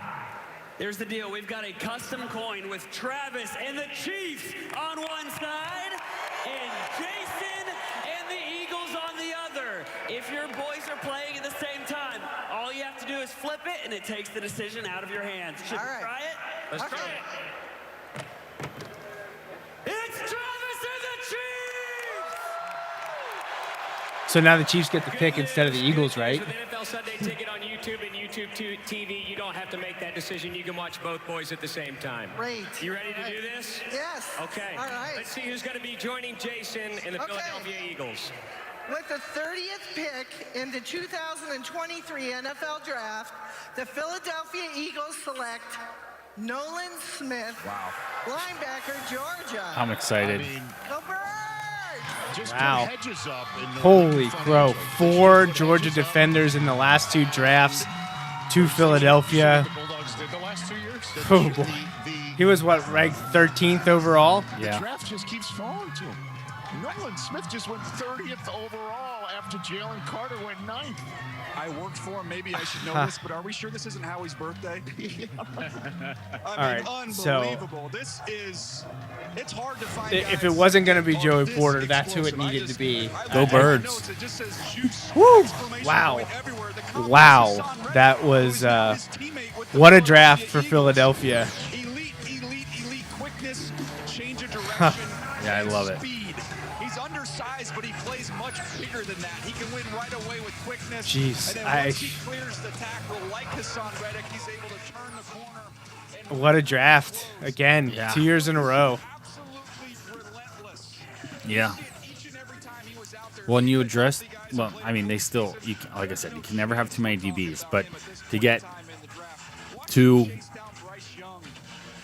first-round talents, 2 top 13 talents with your 2 picks in. One considered a top 3 or top 5. Our buddy Jake, big-time Eagles fan, was like, I couldn't have dreamed of a better situation, you know, like. Yeah, I'm really pleased. Really pleased. I don't know if everyone can see my chat messages if they're going through, but I do appreciate the people that are watching with us. Yeah, absolutely. It's great to hang on. I think some of our older family members that were watching with us may have gone to bed. There might be another 1 or 2 hanging on, but we got a handful of people hanging out with us. So there you are. They just showed it. Nakobe Dean and Jordan Davis last year. Jalen Carter, Nolan Smith this year. Eagles loading up on Bulldogs. Wow. I mean, Howie and the crew knocked it out of the park My again. Penn State fandom aside, like, I would love to see Joey Porter Jr. go here. I don't think he will, but, like, I'd love to see him go here. However, if you would have told me last Sunday when we're doing mock drafts that I could get Nolan Smith and Jalen Carter. Right, so basically when I said to you, when you got Will Anderson and Joey Porter Jr., right, that's not realistic. If you would have gotten Jalen Carter and Nolan Smith, I would have said, that's not realistic.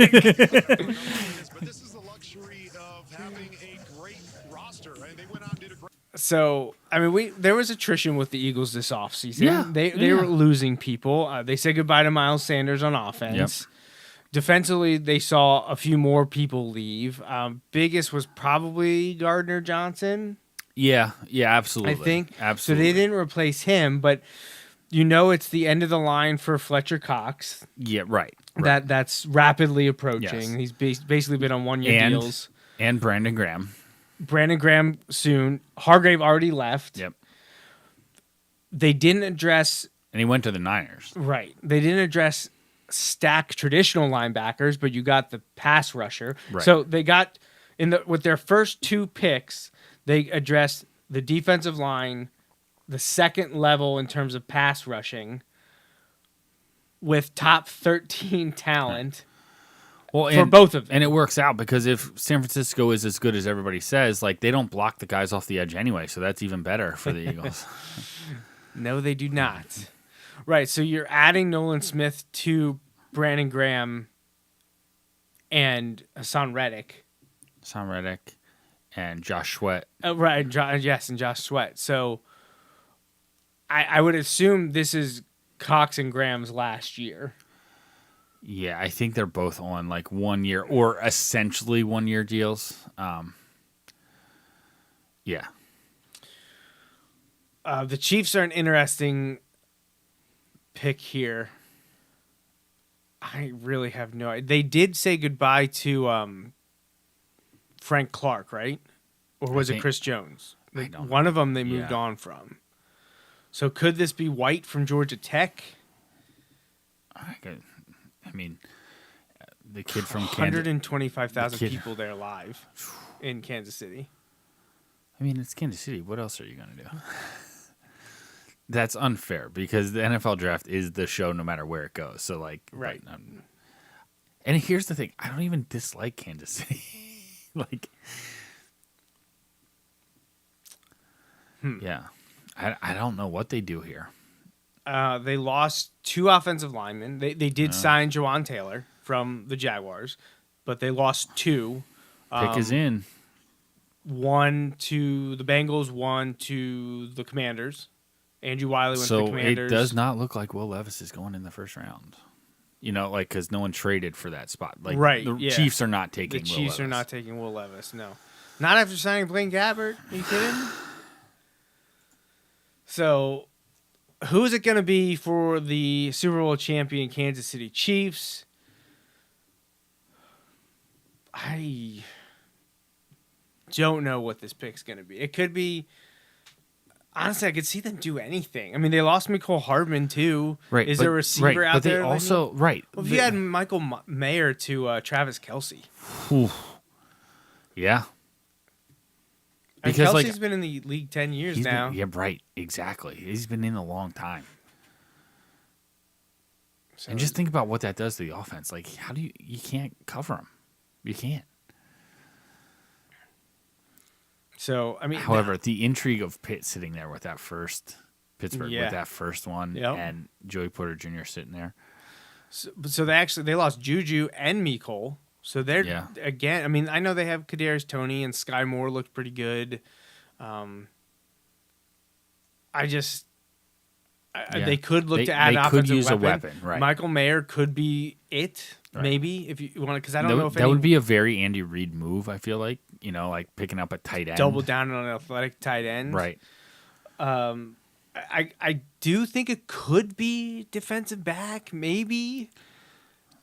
I mean, you don't pass on a talent like Branch or Porter just because you got guys last year and they played well. It just the rich get richer. I mean, you just saw the Eagles do it. Why would you not expect the Kansas City Chiefs to do it, who have won?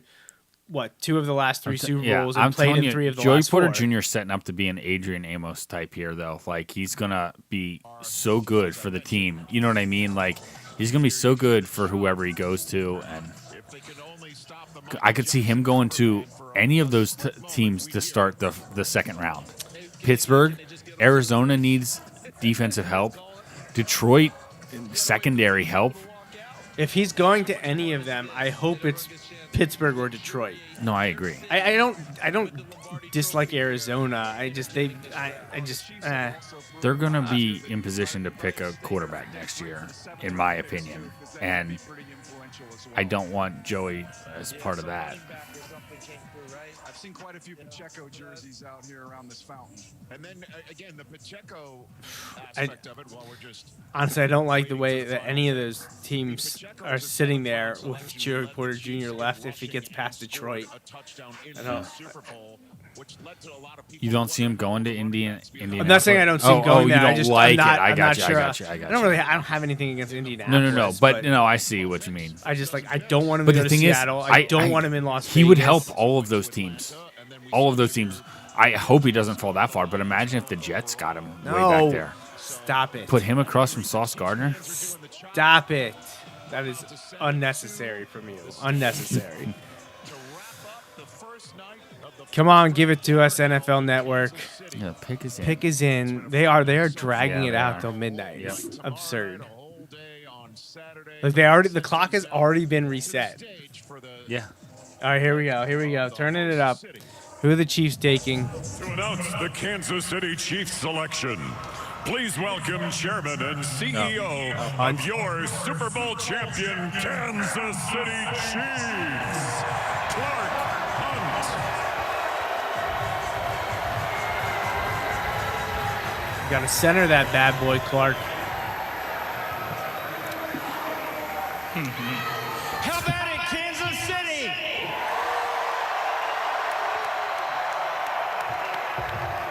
With the 31st pick of the 2023 NFL Draft, the Kansas City Chiefs select Felix Enrique Uzama. Oh, Kansas State. Kansas State. I saw him on there on the list, and I was like, well, that could be it. Because I saw it when we were talking about how they lost the rusher. And not that I know this doesn't influence it, but so that's to replace Frank Clark. And from Kansas, I know it's Missouri, not Kansas, but from a relatively close place. I know people are like, oh, that doesn't matter. And I know it actually doesn't. But I always think with Andy Reid, the story of that's how they got Brian Westbrook was he used to go to the Villanova games with his sons, and that was his son's favorite player. And so they ended up being like, yeah, let's take Brian Westbrook. Hey, sometimes it works out that way. So they do go with the defensive lineman, pairing with Karlaftis. You still have Chris Jones. I feel like I should look that up. I don't think they moved on from Chris Jones. I think they let go of Frank Clark, right? I feel like that's... I don't remember. I feel like that's who they released. Yeah, he's a free agent. So, yeah. So, Chris Jones, George Karlaftis, and now Felix Anudike-Uzomah from Kansas State going to the Chiefs to end the first round of the 2023 NFL Draft. Unfortunately, much to my dismay, Peter King was right. Yeah. Joey Porter Jr. did not go in the first round. Apparently, his overt physicality and propensity to draw flags was too much for people. I guess they thought he was over-aggressive and not fluid enough to match up with some of the NFL's big boy wide receivers.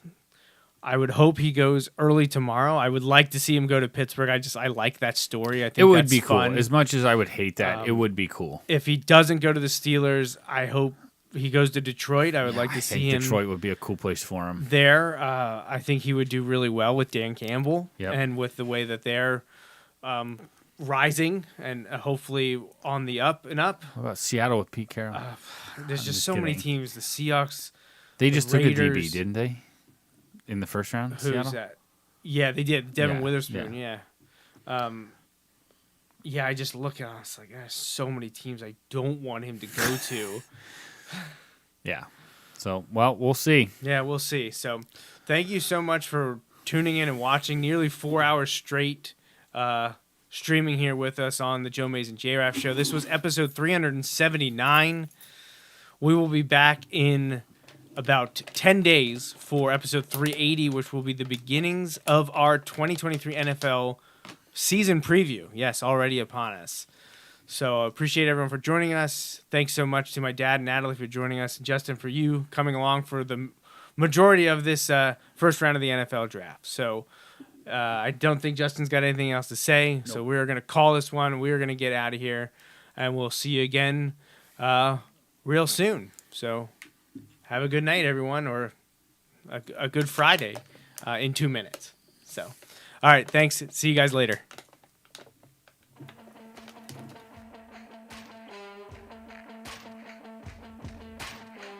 That's a wrap on this episode of the Joe Mays and J-Raff Show, brought to you by Mays Sandwich Shop. Woo-hoo! You can watch each weekly episode live on Facebook, Periscope, or YouTube. Be sure to like, follow, or subscribe to the show on Facebook, Twitter, YouTube, SoundCloud, Apple Podcasts, and Google Play. You can also rate and review us on many of these platforms as well. We'd love to hear from you. Send your emails to the Mays Sandwich Shop inbox at joemaysandjraff@gmail.com. The Joe Mays and J-Raff Show is a part of the JMNJR Radio Network, home to other productions such as The Bulldog Hour, Tangents with Friends, and Nat Chats with Dad. Until next time.